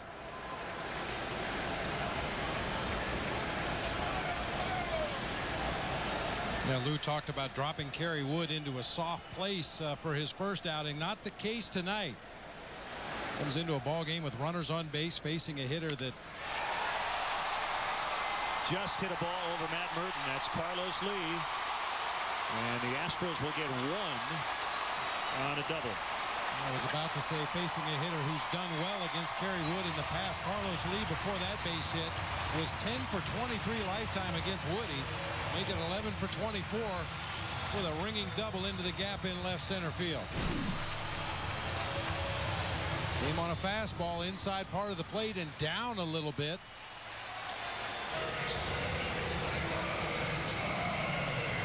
And that's 4 straight hits. So now Carey just trying to stop the bleeding. Already 4-1 Houston. And the infield has to come in against Wigginton. Carey consistently hit the mid-90s. Got up to 95 with his fastball Sunday night. Threw 14 pitches.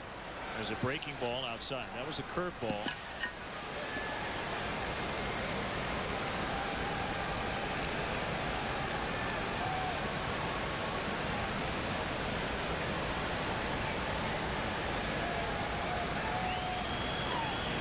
The 1-0 pitch.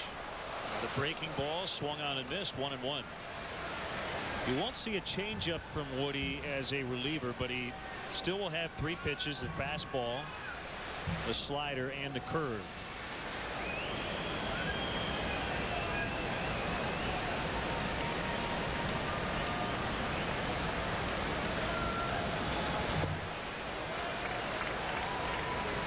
Three straight benders against Wigginton. 2-1.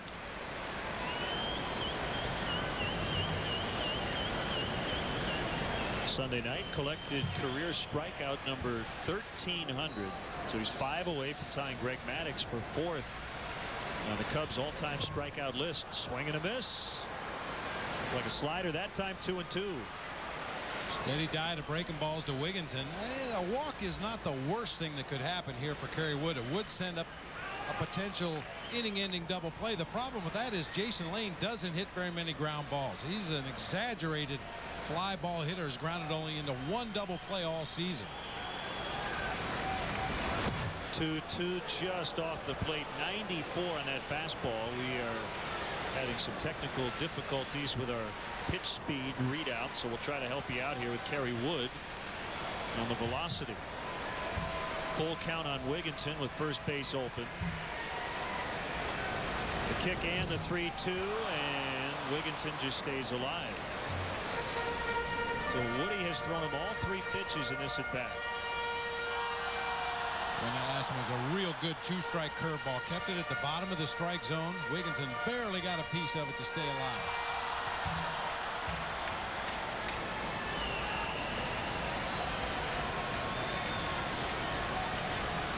Berkman at third, Lee at second. 3 in for the Astros as they have taken the lead. Ground ball, base hit. Terrio looked like he had to navigate around Carlos Lee as they get 1 run, and on the throw from Jock Jones to the plate with Carlos Lee holding up in third, Wigginton takes that extra base.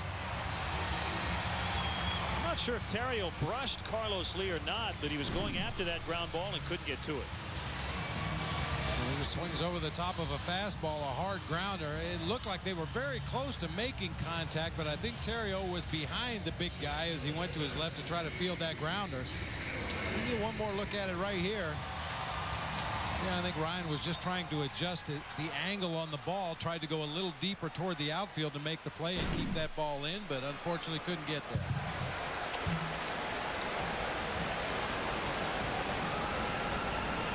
So now 5-1, and the book is closed. And Sean Marshall charged with 5 runs.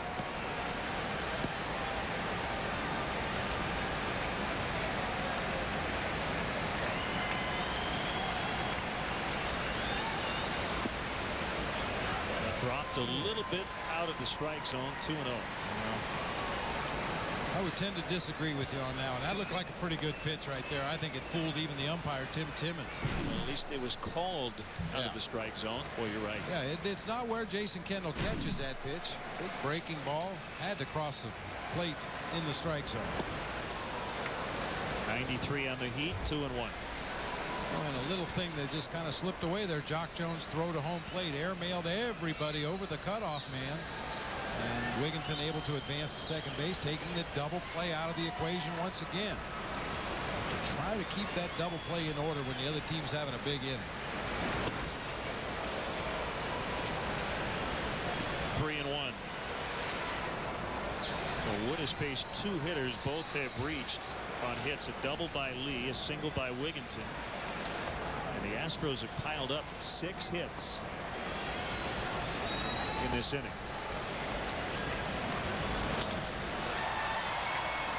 Floyd coming in. Lee tagging. Here he comes, and he's going to stop halfway. Kendall might have had a play on Lee at third base, but he couldn't handle the throw. 2 outs.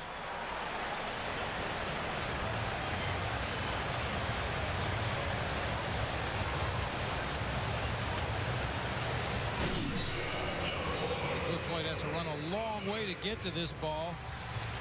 Gets off a quick throw. Carlos Lee tagged and came over halfway down the line.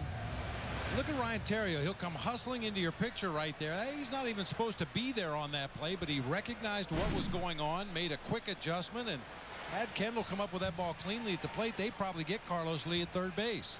And you saw the wicked hop that throw took, so Kendall was just trying to knock it down and keep Lee at third.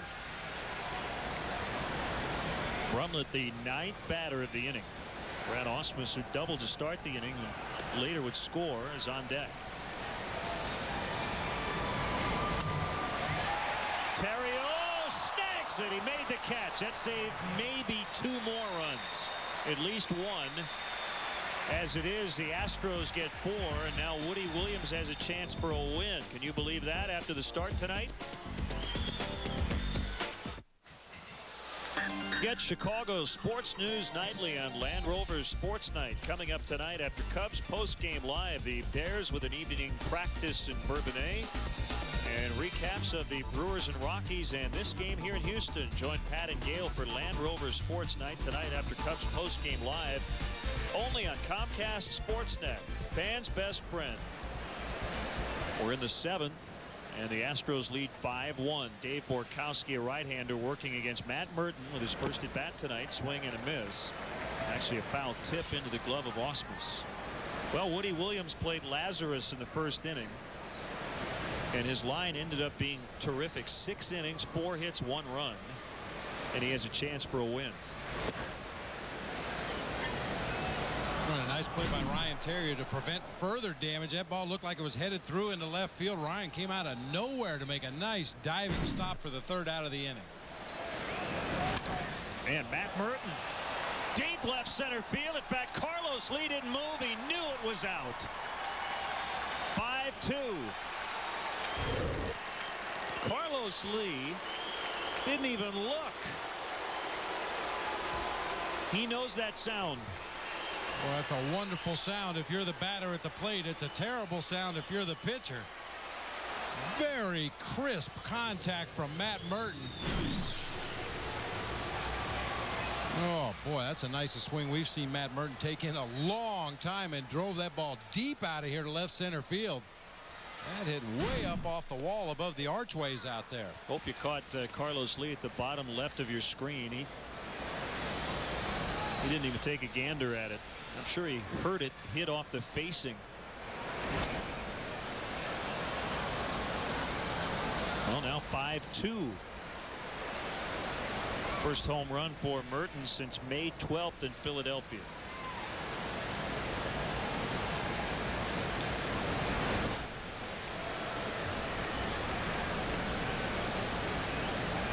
We talked about what a tough road trip this is because the Rockies play well in their ballpark. The Astros play well here at Minute Maid.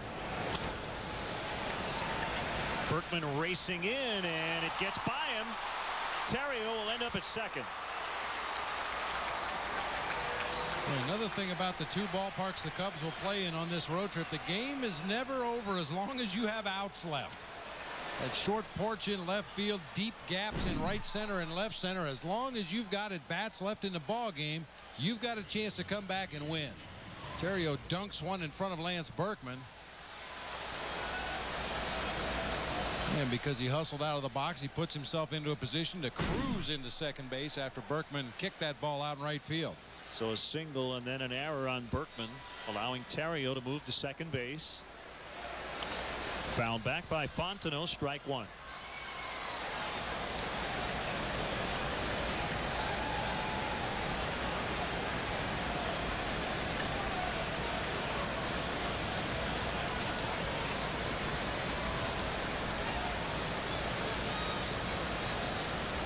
All right, there's that second pitch of the at-bat. Mike Fontenot on the second pitch, when he puts it in play, has hit .559 this year.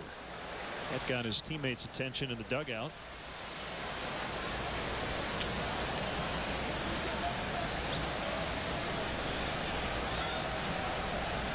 .19 for 34 when he puts the second pitch in play.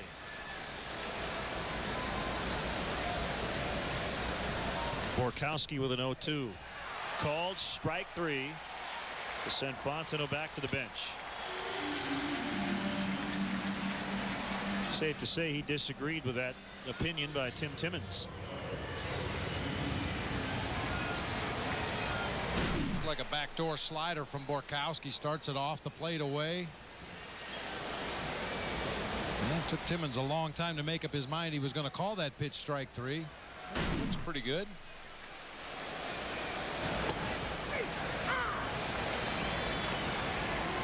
Well, you know, then for Ryan Theriot, and this is just a little personal thing away from the game itself, but when a guy plays at a ballpark close to friends and family, you always want to do well. You want to show well in front of your family and your friends and the people that watched you growing up. And Ryan Theriot had a couple doubles, a stolen base, scored a run last night, having another good night here tonight. I'm really happy for the Riot.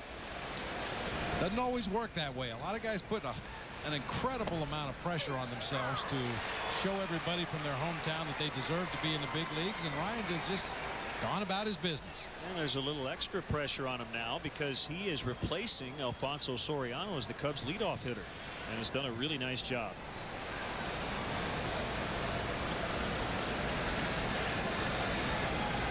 To Lee, gets past the catcher Ausmus. Theriot to third on a wild pitch.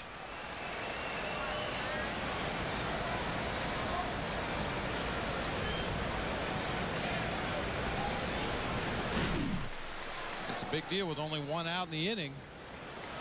Breaking ball way over in that left-handed batter's box. Now Ryan Theriot at third base. D. Lee can drive him in like he did last night with the ground ball up the middle of the field. Actually, anywhere on the infield would score Ryan Theriot, and of course a fly ball to the outfield would score him as well.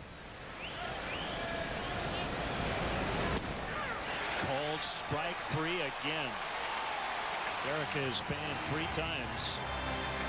So Borkowski getting a couple of calls in this inning in big spots, getting Fontenot and now Lee. Voting for the finalists in the ultimate 7th inning stretch competition is going on now. Visit Cubs.com and help determine who you think should sing the 7th inning stretch at the Cubs game on September 22nd. New videos are being posted daily, with each day producing a new finalist. So don't forget to keep visiting Cubs.com. Vote for who you think deserves the title of the ultimate Cubs fan. We're in day 2 of that process. Eric W. from Bradford, Tennessee was the winner from yesterday, taking in over 30% of the votes. So a new group of 5 videos up on the website today. Check it out.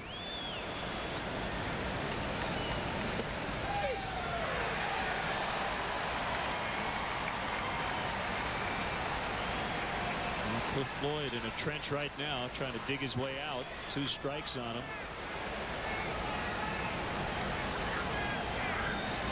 Leadoff home run in the inning from Matt Merton.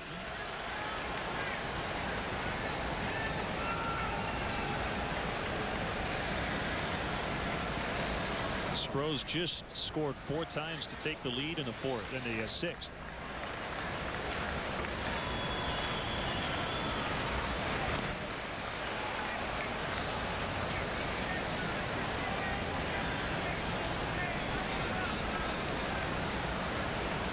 Well, the good news tomorrow night is Carlos Zambrano, with his 14 wins, will be on the mound. But it's Roy Oswalt for the Astros.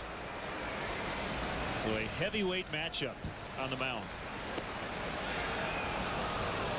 The Cubs always seem to get a little extra fired up to face Roy Oswalt.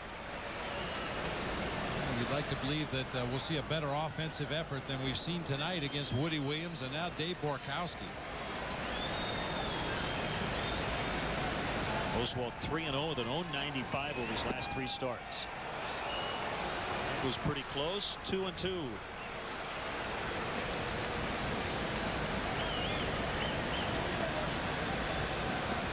let's hope that Carlos Zambrano doesn't have any cramping issues. The weather will be fine indoors tomorrow night.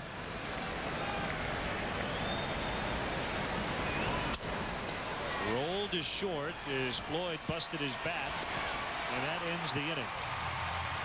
Well, they have to settle for one on the leadoff blast by Matt Burton. Stretch time from Houston. Astros 5, Cubs 2.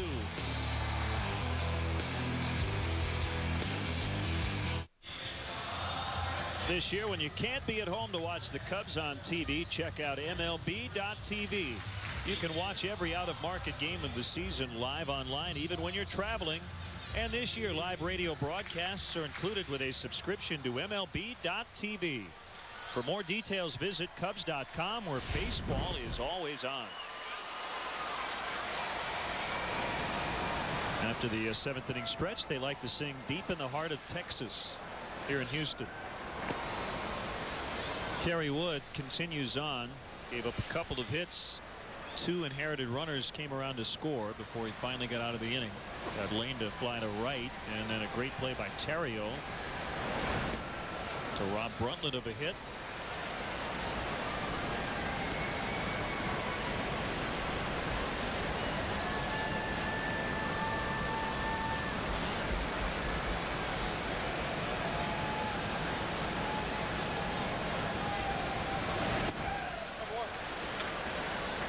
The count. Well, there was a point during Kerry Wood's rehab, and it wasn't that long ago, and it looked pretty bleak. I mean, to the point where he was thinking he might have to have surgery again. And I'm sure there were a lot of doubts in Kerry's mind that he was ever going to be in this position again. I mean, he threw one last time just to get the shoulder to flare up so doctors could get a good look at what was in there, but he felt good. Ausmus grounds out. And it just kept getting better and better. And one of the big reasons he wanted to come back, he wants his son Justin to see his dad pitch in the major leagues and remember it. Get a pinch hitter for Borkowski. It'll be Mike Lamb with Chad Qualls, who was filthy last night in the bullpen.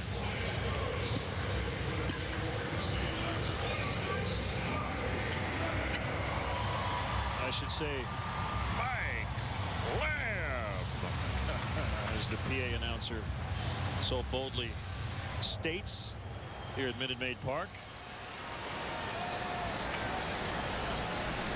Yeah!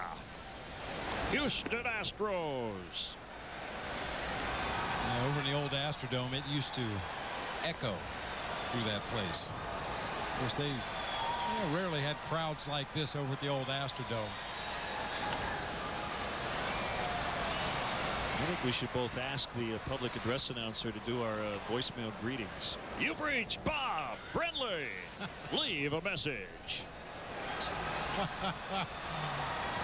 You don't want to scare people away now.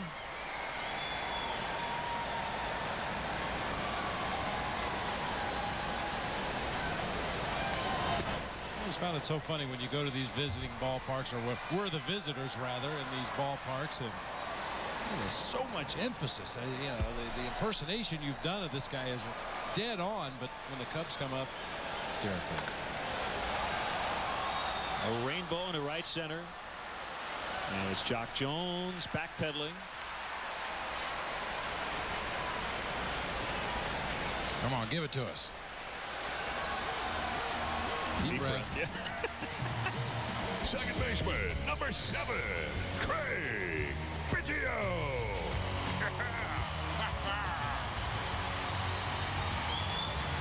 Very nice. Now, next inning, leading off for the Cubs, third baseman, Mark Williams. Oh, we'll have another good one coming up in Denver, a good friend. I believe it's Kelly Burnham. Yeah.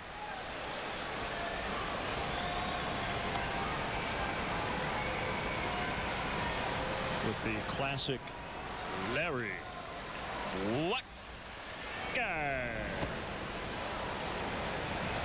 Won't get to use that one anymore. No.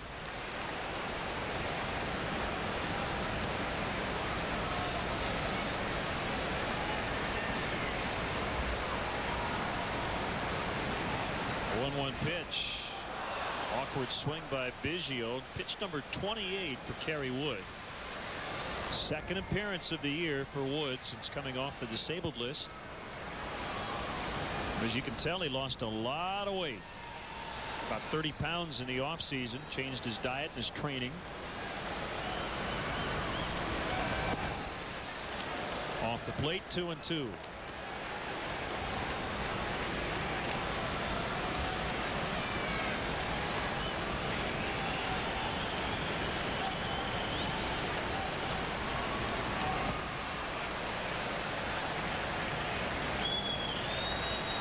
Tell you what, I have to break it down here, Bob. Of the 30 pitches, how many fastballs do you think he's thrown?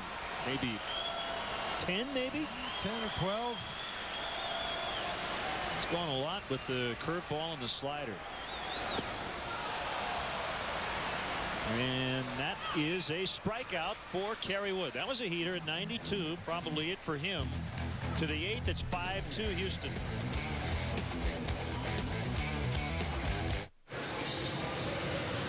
Time now for the Sharp Aquas detail of the game. Remember Mark Loretta with a swinging bunt in the 6th inning. That ball stayed right on the chalk line. He would later come around to score 4 runs for the Astros in the inning. This game of inches, or the case of Alfonso Soriano, centimeters, a 1 centimeter tear in his quad has put him on the disabled list. Mike Lamb, the first baseman, after pinch hitting. Mark Loretta moves from first to second, so Biggio's out. Chad Qualls will bat in the leadoff spot, if in fact he does get an at-bat, as he pitches the 8th. Boy, and you called it last night. Chad Qualls came into the ball game and absolutely took the bats right out of the Cubs' hands offensively. Struck out Mike Fontenot, Mark DeRosa, and Angel Pagan, and did it in a hurry.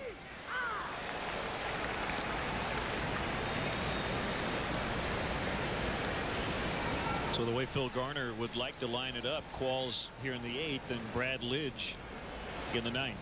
Lidge got the win last night after working a scoreless 10th.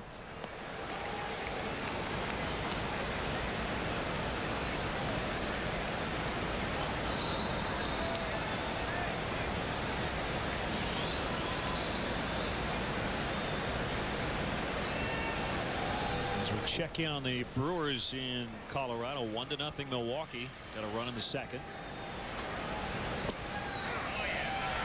Called strike 3, and said that a lot tonight. 1, 2, 3, 4, 5 called thirds.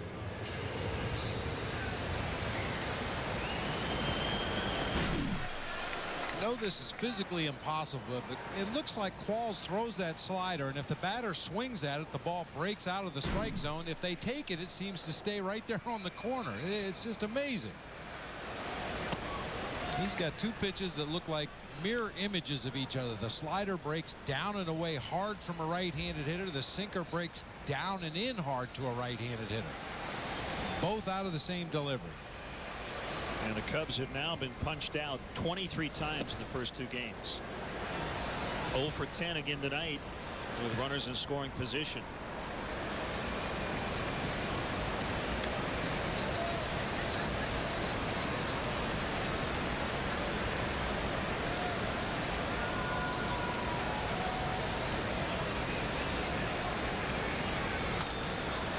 Two bouncer, handled by Land for the out.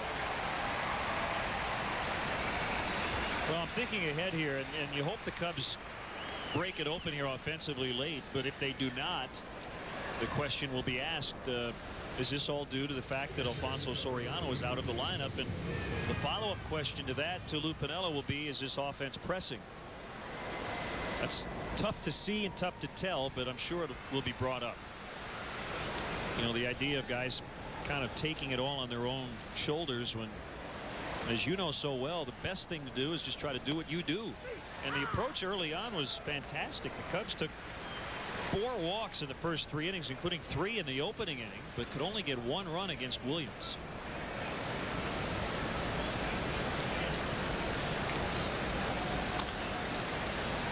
This will be easy for Bruntlett. Chad Qualls hasn't broken a sweat in this series. 5-2 bottom 8. Time now for a Cadillac Sports Update. Mitch Robinson here at our downtown Chicago studios. The Cubs optioning reliever Will Omen to AAA Iowa today. Omen not happy. Instead of going straight to Iowa, said he's going to return to Chicago and have his left shoulder examined by Cubs team doctors. Said his shoulder has been barking for a while. Remember, Cubs postgame live coming up following the game.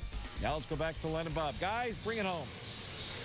Well, Mitch, it's going to require the Cubs to get multiple runs off Brad Lidge in the 9th, and Ryan Dempster, the Cubs closer, will try to keep the Astros at 5. And your thoughts on Kerry Wood tonight? 31 pitches, 16 strikes, 15 balls, a strikeout, no walks. He was not charged with a run, but did give up a couple of inherited runs when he came in the 6th. I thought his stuff was good, and I think it's another positive step in the right direction. You have to take into consideration the amount of time that has lapsed between the last time Woody pitched competitively with a little anger flowing out there on the mound and his most recent outings. And I think each time he's able to go out there, repeat his delivery, make his pitches, and most importantly, come back the next day, either available to pitch or available to pitch the following day. I think it's all good. Slider strike on Mark Loretta.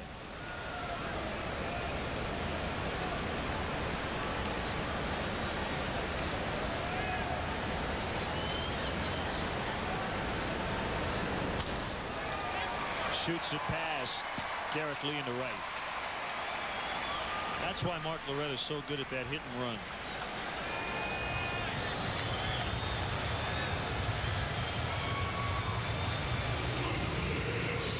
Seems like Ryan Dempster has been working with runners on base almost exclusively the past few appearances.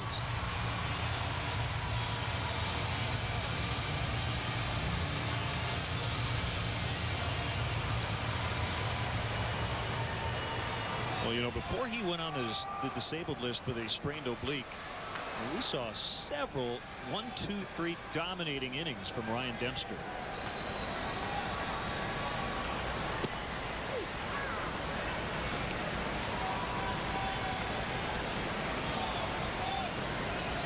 See those numbers for Lance Berkman against Ryan Dempster. The 4 home runs came a long time ago when Ryan was probably still a starting pitcher, I'm guessing. I'm looking at the stat sheet here with his last 20 at bats against Dempster, and in that stretch he only has 2 base hits.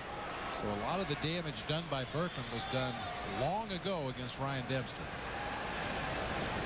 In the 4 appearances for Ryan before he went on the disabled list, he pitched an inning and did not allow a hit in any of those games.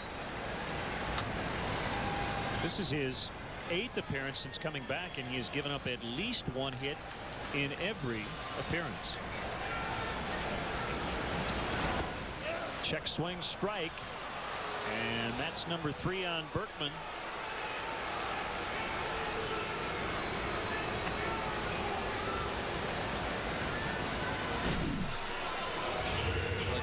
Arguing with Tim Timmons to get some help from the third base umpire. It looked like the barrel of the bat got out there in front of home plate. We'll get a real good look at it from this angle. No question about it. Swinging strike 3 for Lance Berkman.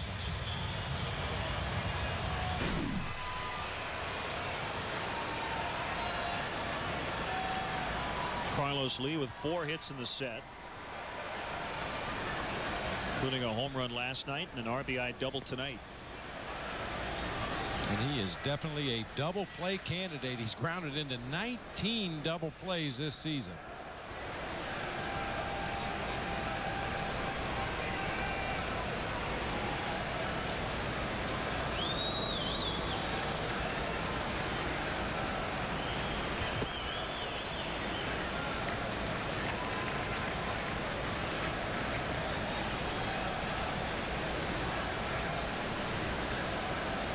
The Cubs are trying to avoid dropping 3 in a row for the first time since they lost a season high 6 in a row, May 27th through June 2nd.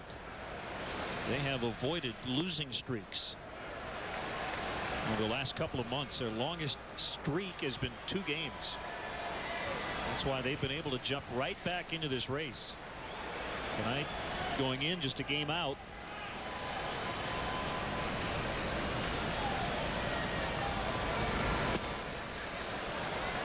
And there's ball 4.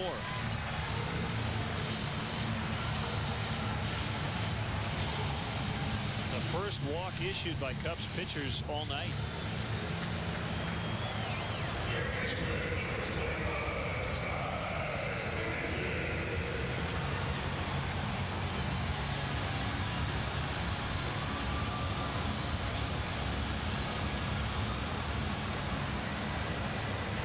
Ty Wigginton with 2 on, 1 out.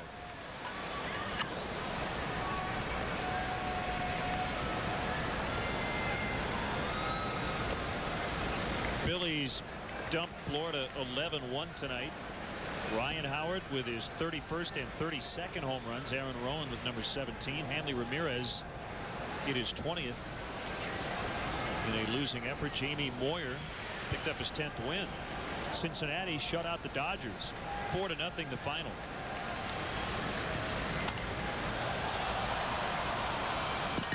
Jock Jones under it and waiting. 2 down.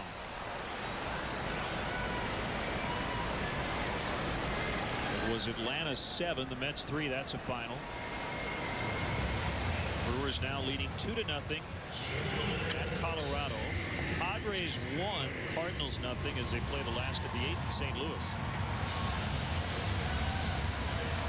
Early on in Arizona, 1-0 Diamondbacks over the Pirates. And they go to the bottom of the first in San Francisco. Nationals did not score in the top of the inning.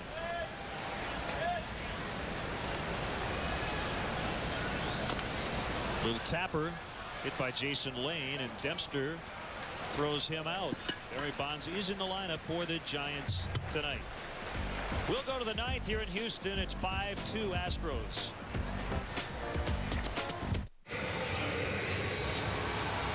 After the game, stick around for Cubs post-game live. Get highlights of all the action and analysis from Dan Plesac. Don't miss Cubs post-game live immediately following the game right here on Comcast Sportsnet, fans' best friend.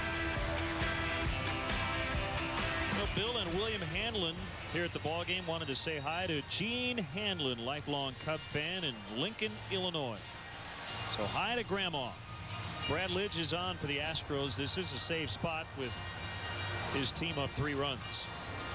And much like Qualls, we saw Brad Lidge in the ballgame last night to pitch the 9th inning. He did give up a base hit to Jason Kendall leading off the 9th, but then retired the next 3 batters. No damage done.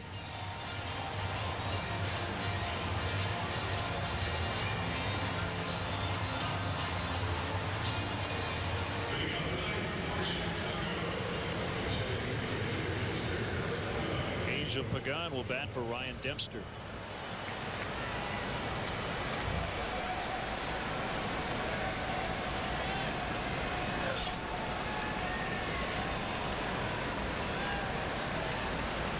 Lidge's first pitch is bunted foul.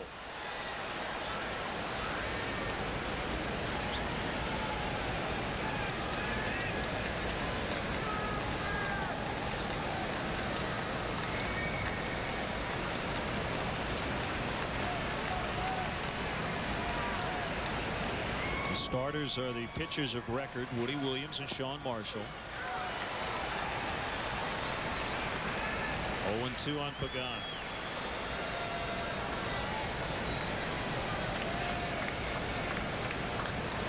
It was a scoreless 8th for Ryan Dempster as he stranded 2 runners.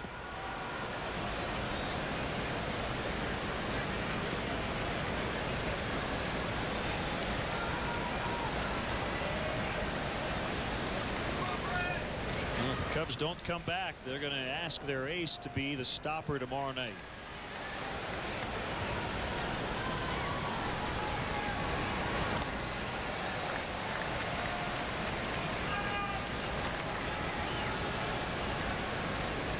Cubs need some base runners here against Brad Lidge. Get him into the stretch out there on the mound. Most people around baseball feel he's a lot less effective when he's throwing out of the stretch position as opposed to the full windup that he's in right now against Angel Pagan.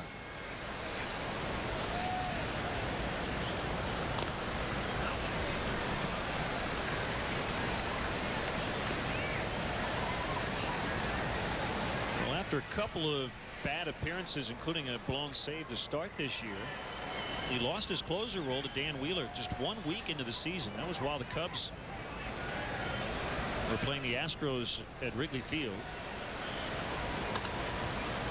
That's foul. In June, he worked his way back into that role before ending up on the DL with a strained left oblique. And while he was on the DL, he was bothered by a sore right knee.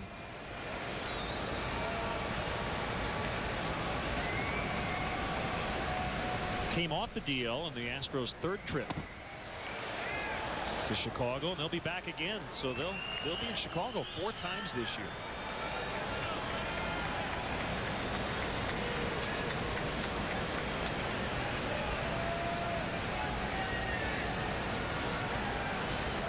Here he comes on a 2-2. And a good battle brewing. 8 pitches already.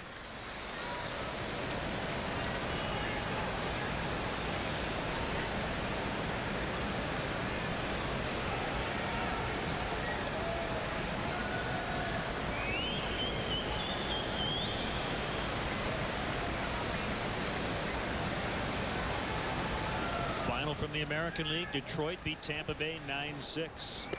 Swing and a miss, strike 3.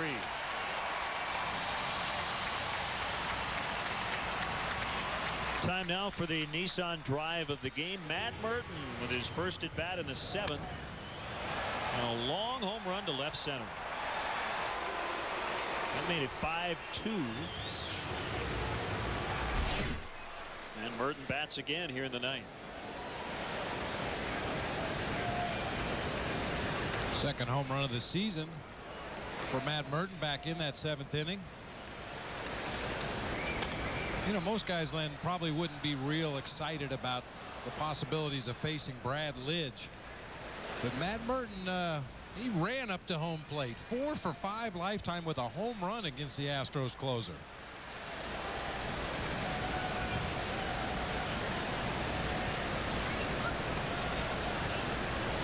The 0-1 just outside. Lidge throwing hard. That pitch was clocked at 96 on the stadium gun. Another final. Yankees won again 9-2 in Toronto for their 5th straight win. Roger Clemens got the victory.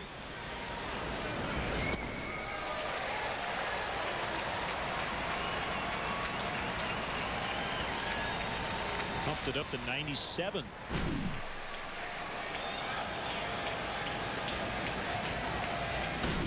For Clemens, that was career win number 352.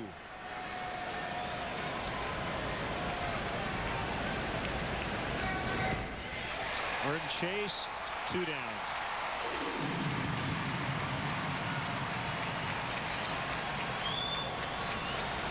The producer of Cubs baseball on Comcast Sportsnet is Bob Albrecht.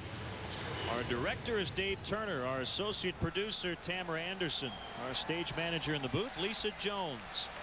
Our technical director, Bill Bradley.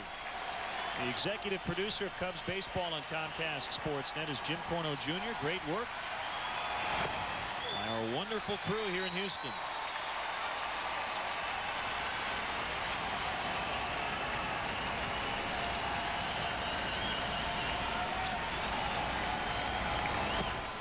Two strikes, Ontario. Well, I tell you what, Bob, it has been a whiff fest in this series. 13 strikeouts last night for the Cubs. And 12 tonight. But that ball was way in front of home plate when it hit the dirt, and Ontario strikes out. Lidge fans the side. And the Cubs will have to win tomorrow night to avoid the sweep.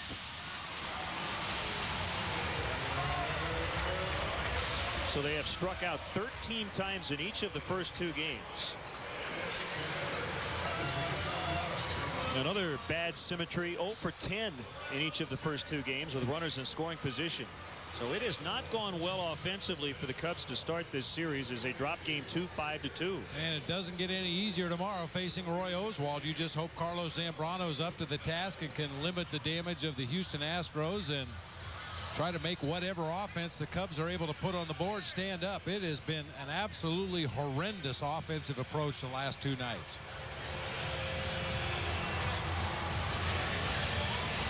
So 37,561 watching the Astros win game 2. Cubs will try to avoid the sweep tomorrow night. That will wrap things up. The Cubs losing tonight, final 5-2. Stay tuned for post-game live. Our next Cubs telecast, Astros Field, Friday night, 8 o'clock Central Time. It'll be game 2 of the upcoming series, and the pitching probables. Sinker ballers Jason Marquis and Aaron Cook. In-game scoring provided by ScorePad. And now for Bob Brentley and our entire crew, this is Len Casper. You've been watching Chicago Cubs baseball on Comcast Sportsnet. Good night from Texas.